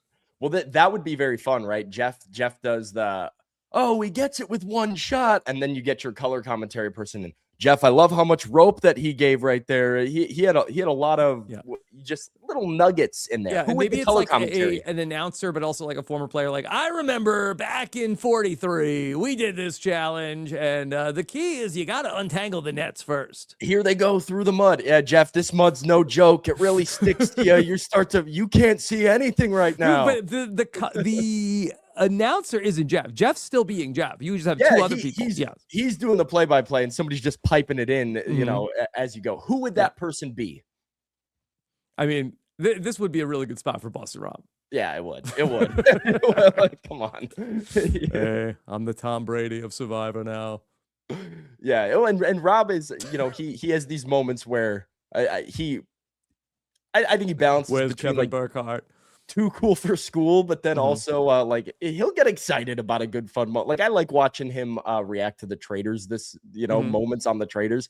Gameplay always will excite him. So this would be a fun spot for him. Okay, all right. Where's a fun spot for Tom Laidlaw? Okay, so we have sort of like we know the area he's in. He's a professional player. He saw time. He made the playoffs a bunch of years. So I feel like I'm looking at it around. Okay. Danny, better than Danny McRae, right? I agree. Better than Scott Pollard. Yes. I think they're similar, but he was more impactful. Okay, than so we're Scott in the was. right territory. Better than Gary Hogeboom. Yeah. Okay. Yeah. All right. Better than Alan Ball. I think we maybe put him one spot above Alan Ball. Who's above Alan Ball? John Rocker. Oh, see, okay. Well, now you have your longevity versus peak debate here, because Tom was certainly never a star of any of his teams, despite being a captain, but he was a contributor for longer than John Rocker was in Major League Baseball. Yeah, I think all ties go not to John Rocker. Okay, Tom Laidlaw it is. All right, what about Steve Wright? See that? It sounds like I'd go with Steve Wright. Steve Wright over Tom Laidlaw. I know people don't remember Steve Wright as an athlete. It was kind of a unsung part of his Survivor. Yeah, I feel like Survivor likes to make a big deal about professional athletes on the show, and you get them talking about it all the time. I don't know if we ever really got Steve Wright talking about his NFL experience, let alone the fact that 10-year NFL tackle, that's no joke. Okay. Anything about him being the first Canadian on Survivor that helps to build his resume? Probably not. I Pave wish, the way, right? though, for the Mariannes and Omers and Shans and Ericas and Genevieves and Venus and a real legacy followed in the footsteps of Tom Laidlaw. Well, He famously, right? Zambonied a path right into Survivor for all these stars of the new era. Yeah, famously, this season 39 was, I believe it was originally designed to be USA versus Canada. And they Where did all the Canadians go? well, they dropped them all from casting. Like, I don't know what exactly changed, but yeah, they cut a bunch of Canadians, pretty late in the process and restructured what they wanted the season to be. Maybe Mariano put in a call and was like, hey, you need to build me a big statue. Hey, I'm coming. Jeff, I heard what you're doing for season 39. Is it fun? Yeah, right. You know what would be fun? A really big monument dedicated just to me. What is it fun? Yeah. Okay. All right. So let's now bring in, we got two more people. Okay. All right. All right. All right. We have from the world of mixed martial arts, B. Nguyen. Yes, B. Nguyen. I will say off the bat, bonus points to be best nickname on this list. The Killer Bee. The Killer Bee, which is such a cool. It works. It's good for the sport. Like it just that's a great name there. And actually, the origin of that nickname was because in one of her very first fights as an amateur, she says that the crowd started chanting "Kill her, Bee! Kill her, Bee!" And that made her want to go by Killer Bee. So there's a little bee. I need a good nickname like that. Maybe at the live show, the crowd will start chanting something and it'll stick. Let's see what I'll think of something for you. We'll workshop it. Okay. All right. B. Nguyen, I know very little about her ultimate. I know very little about her Survivor career. Her ultimate fighting career. Yeah, it's tough. It actually is. We were talking about Julia a little bit earlier. It is one of these more intricate and detailed and layered sports, right? It's not just like, hey, you played in the top professional league. There are all kinds of Do we have a levels. record for B. Nguyen? We do. So her overall record is 6 wins, 9 losses. Nice. She also never, very nice record. And by the way, there was some that said that in her upper levels as a pro, she was 6'7" as her record. So I was going back and forth, 6'7" or 6'9". Which one do I do I lean into? Okay, so she's below 500 either way. She is below 500 either way. And I will say she still did could not kick my ass, just for the record. Another person I want. I mean, who on this list could not kick your ass, Rob? Oh, that's a good question. Maybe we do that one. I think that me versus Julia Landauer would be competitive in a street fight. Hey, I saw a video of Julia Landauer recently advocating for herself to come back on Survivor Second Chances too. Oh. So okay. And she seemed to have a little bit of Julia, if you're ready to take me on in sumo at sea, I'm ready to go. She seemed to have a little bit of to her. So I'll meet you in the hall brawl, baby. I mean, I think you could certainly take Jimmy Johnson. You could he's on the list.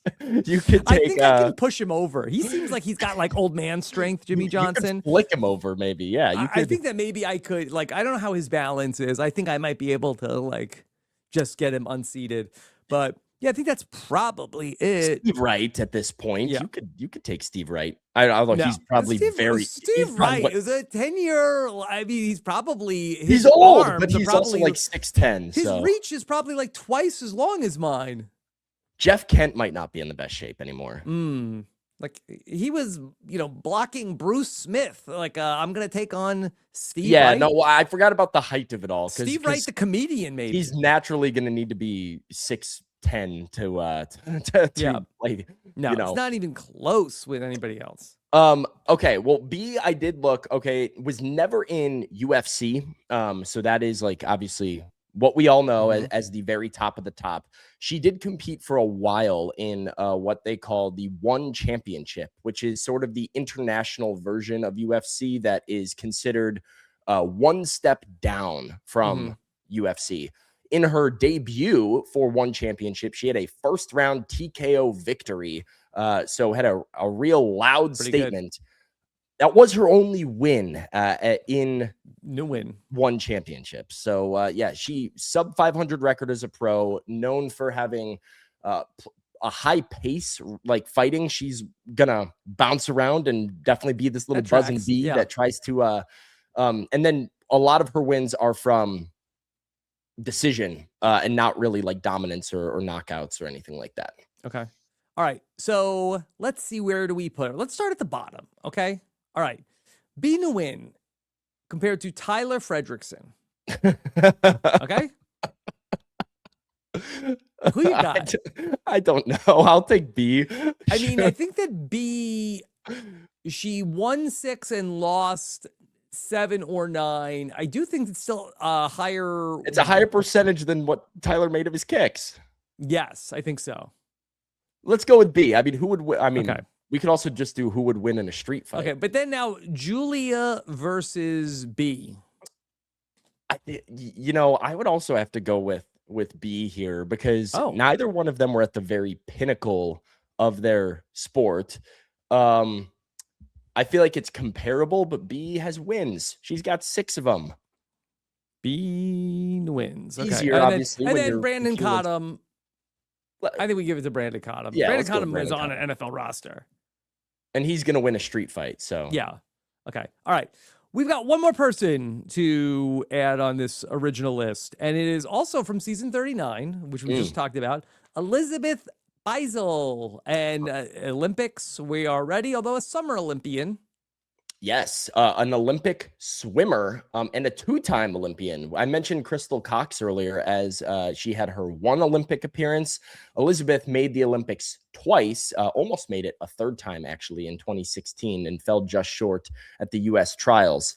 Her very best was at the 2012 London Olympics, where she won a silver medal in the 400-meter individual medley. The individual medley is where she's going to do each of the 4 common strokes. So she'll backstroke, freestyle, breaststroke, and butterfly all in the same race. And then she had the bronze medal in the 200-meter backstroke. So I do think bonus points to Elizabeth, obviously medaling, but medaling in 2 events, and the medley in particular takes a lot of versatility. You have to be a pretty special athlete to, I mean, those strokes require entirely different training methods, and like it's a completely different focus. So to be good at all of them in order to compete on the Olympics is saying something. She's also a 3-time world champion with gold medals in both backstroke and individual medley at world championship events in the Pan Pacific Championships. Did she ever win individual immunity? It was not a big swimming season, if I recall. I remember her being like, maybe there was once in the tribal phase where everybody was like, wow, she's so good at swimming. Yeah. But I'm looking now and I don't She's also, I think, a recipient of that. This is a very unofficial award that have the Tevin Davis Memorial Award for the player whose best episode of the season is the premiere. I would agree with that. Yes. Absolutely. Yes. She did not win individual immunity and has looks like 9 votes against her. She was a standout in the premiere. Standout in the premiere, was in real control for like the entire kind of pre-merge with her relationship with Missy and Aaron. And then, yeah, there's some stuff. I mean, Elizabeth. There was some stuff, baby. There's some stuff that goes on with Elizabeth. And then she marries Jack. Yeah. From that season. Correct. And like Jack King. I would have thought was like 10th place or whatever. He's actually like 14th. They just have like the biggest jury of all time. But yeah, she, she was a player. She was a player out there, and it thought she could beat Boston Rob in a fire making challenge. She did not. Bad decision. Not a world champion at making fire. She needs to get I mean, I guess she's a star athlete, but. And what medals did she win? So she has a silver and a bronze at the 2012 Olympics. Now, I want to give some context to these. You and I are silver and bronze medal winning Survivor players. Yeah, it's not that impressive. I mean, come on, we can do it. Come on. She was the silver medal in the medley, like I said. And I finished in 66th place on the Traders.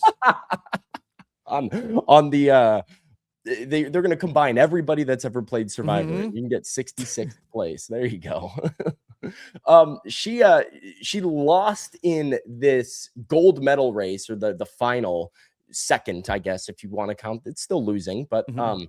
it was quite the upset, actually. She was supposed to be the favorite going in, and really what stopped her was the fact that there was a swimmer named Yi Shi Wen that ran what they considered to be the swim of her life, where she set Wow. the world record, was faster than Ryan Lochte's men's split to close the race and passed Elizabeth Tough Beisel. draw for Elizabeth Beisel. Okay. And then in the backstroke, do you remember Missy Franklin, Rob?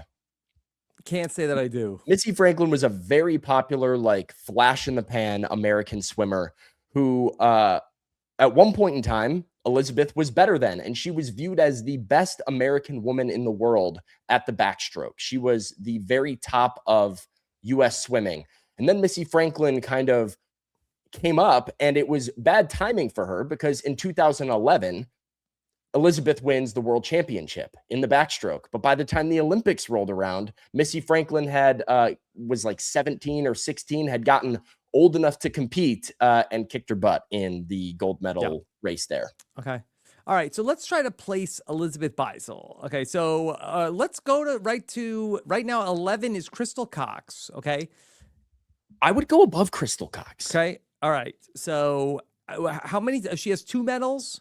She has 2 medals, and she Crystal doesn't Cox have a did gold. win a gold medal. But I would say she also has 2 individual medals, which is Yes. important to me because Crystal Cox's gold medal is part of the relay. Right. We don't look at how many team immunities did you win.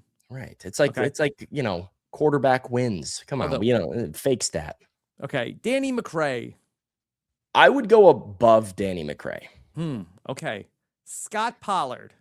I would go above Scott Pollard. Wow. Okay. So you're very high on Elizabeth Beisel. I mean, I just think when you asked the question earlier in the pod, right? Like, were you ever viewed as the best at something? And there was a period in time where Elizabeth Beisel, even if it didn't result in because the Olympics are every 4 years, there was a few years where she was considered the best in the world at what she did. And so I think that gets some points. All right. Then better than Gary Hogeboom.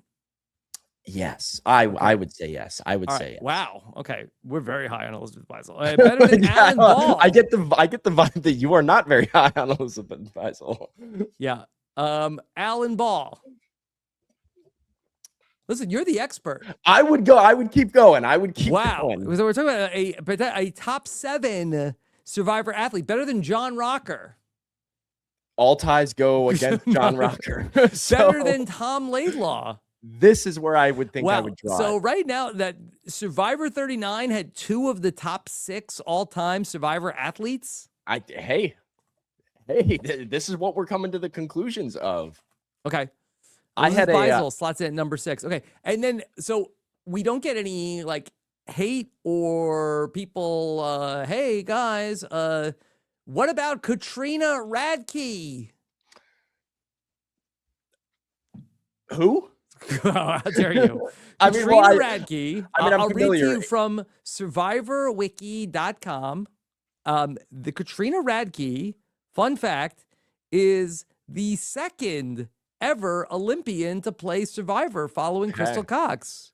See, I think this might have been Katrina Radke. My apologies go out to you. I think you were maybe not on the season long enough for me to. Katrina Radke swam for the USA through 1985 through 1991 and the 1988 Olympics. What's that? Seoul? 2 yeah, I don't know. I don't know those. Did she win anything? Do you know? I don't think so. I think they if you won something, I think they lead with that. Yeah, that is true. Yeah, she just represented the United States. Okay, so yeah, okay. She's down there. She can go and. Hey, we wanted to get to 18. We took Jimmy Johnson. She did win gold medals in the Pan Pacific Championships. So in 1985 in Tokyo, but nothing in the Olympics from what I can tell. All right. Well, all right. We got around that 18. Katrina Radke, better or worse than Tyler Frederickson? She went to an Olympics. She went to an Olympics. Sure, we'll give her Tyler Frederickson. She was in the pool at the Olympics. She got in the pool in Seoul. Yeah. Tyler Frederickson got on the field for the Cal Bears, although I suppose that's not professional football, but yeah. Okay. Better or worse than Julia Landauer? I would go with Julia Landauer. Okay. I would. Shout out to Julia Landauer. I'm just thinking in my head, like, what have we not seen that's surprising on Survivor? Are you surprised that we have not ever gotten a pro golfer on Survivor? No. And I maybe like an old golfer, but John Daly shows up for Survivor 57. Golfers just don't seem like the kind of like guys that need Survivor. You know, like I feel like some of these athletes are like, hey, Olympians don't make a ton of money. You know, you still might be out there trying to go and get some money, or you definitely just have this competitive sort of fire where you find the game of it all really entertaining. Golf is kind of like, I'm really good at this skill and I'm just going to chill. Like, why would I do anything but chill and enjoy my life? So I am surprised, like I said, Dallas Cowboys cheerleader, that we haven't had a Dallas Cowboys cheerleader. That surprises me. But we've had other professional cheerleaders, just not specifically from Dallas.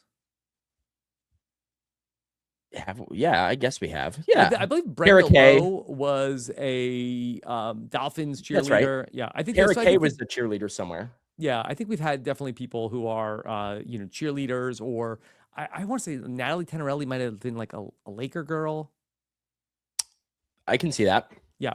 So do we need like an esports representative coming soon? And what about, didn't you have one on your season? Did we? I don't know. Sure. Yeah. So, all right, let's give you the top 18. Speaking of color commentary for challenges, I mean, perfect. All right, number 18, the great Tyler Frederickson, friend of the pod. We love Tyler. Number 18 in your program, number 1 in our hearts. Katrina Radke is number 17. Julia Landauer, better than 66th place, 16th place for Julia Landauer. Being a win is 15th place, which might be what she finished in Survivor David versus Goliath. 14th place, Brandon Cottom. 13th place, Grant Matos. 12th place, Crystal Cox. 11th place, Danny McRae. 10th place, Scott Pollard. 9th place, Gary Hogeboom. 8th place, Alan Ball. 7th place, John Rocker. 6th place, Elizabeth Beisel. 5th place, Tom Laidlaw. 4th place, Steve Wright. 3rd place, Brad Culpepper. 2nd place, Uncle Cliffy, Cliff Robinson. And number 1, the greatest pro athlete to ever play Survivor, Jeff Kent. What a week for Jeff Kent. Hey, he's got 60% of this championship. Jeff Kent. Sorry, I flipped my vote and got you voted out, pal. Was Jeff Kent? Was he was part of the famous scene? I haven't seen Philippines in a long time, where Carter like says that they're voting for Jeff right in front of him. No, I think that it's Penner and Carter. It's Penner. I think it's Penner and Carter, and that Carter says to Penner, I believe, that Carter's like, well, I'm either gonna vote for Penner or Katie. Oh, that's right. Like, that's right. Well, I'd hate to lose Katie. So good. So good. I need to rewatch that season. I haven't seen Philippines in a long time. Yeah. Okay. Sam Phalen, tell the people where they could keep up with you. Yeah, well, I'm very active, mainly really only on Twitter X. So Sam_Phalen there. I'm going to be tweeting a lot of Survivor 50 coming up, going to be tweeting some traders, and there will be lots of sports spam on your timeline. And I'm sorry for it, but if you are a big sports fan, which I would hope that you are, if you've made it this far into this podcast, Roundtable Sports, come check me out over there, because I've got Chicago sports coverage for you. Everything from NFL, MLB, a lot of college basketball takes. So yeah. Is it anything like the Traders Roundtable? Like, are people... Then some people are like very wrong, but very strong in their convictions. Well, that is sports coverage in general. It is one of the things I talked about in my Survivor casting. I think somebody brought up, hey, like people are going to really criticize you publicly. It's Mhm. guys, anytime I say anything, I've It's got fine. people taking screenshots and, calling me names online. It's par for the course. Yeah. Okay, par for the course. That's what the first pro golfer is going to say in his first confessional. Give me, 20 years from now, give me Max Homa in on Survivor 81 or whatever it's going to be. All right. Thank you so much for joining us. Looking forward to reading what you have to say in the comments. I think this one might generate some feedback. I hope so. We'd love to see it. I would put you on the spot. I'm not going to, but I was going to put you on the spot and make you advocate for one of these players to get a second chance playing Survivor. Oh, I mean, let me see. Of the people that are eligible to come back and get a second, I think that just real quick looking at the list, I think that Danny McRae is somebody who he could have won his season. He's been, honing his craft on the challenge, and I think that he would be a great person to come back. I think that second place, it's tough to get to a second one here. I wonder if could Brad Culpepper have a third act? I hope so. I would sign up for Brad Culpepper round 3. I think people came around on him by the end of that season. And not that jury of that season, but I think if they had a revote today, I think he would win.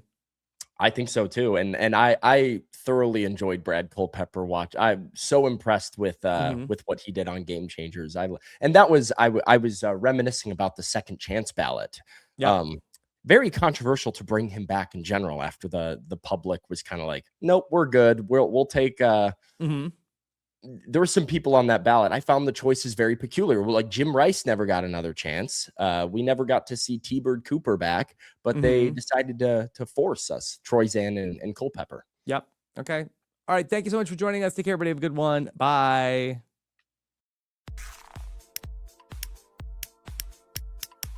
This is RHAP. We know reality TV.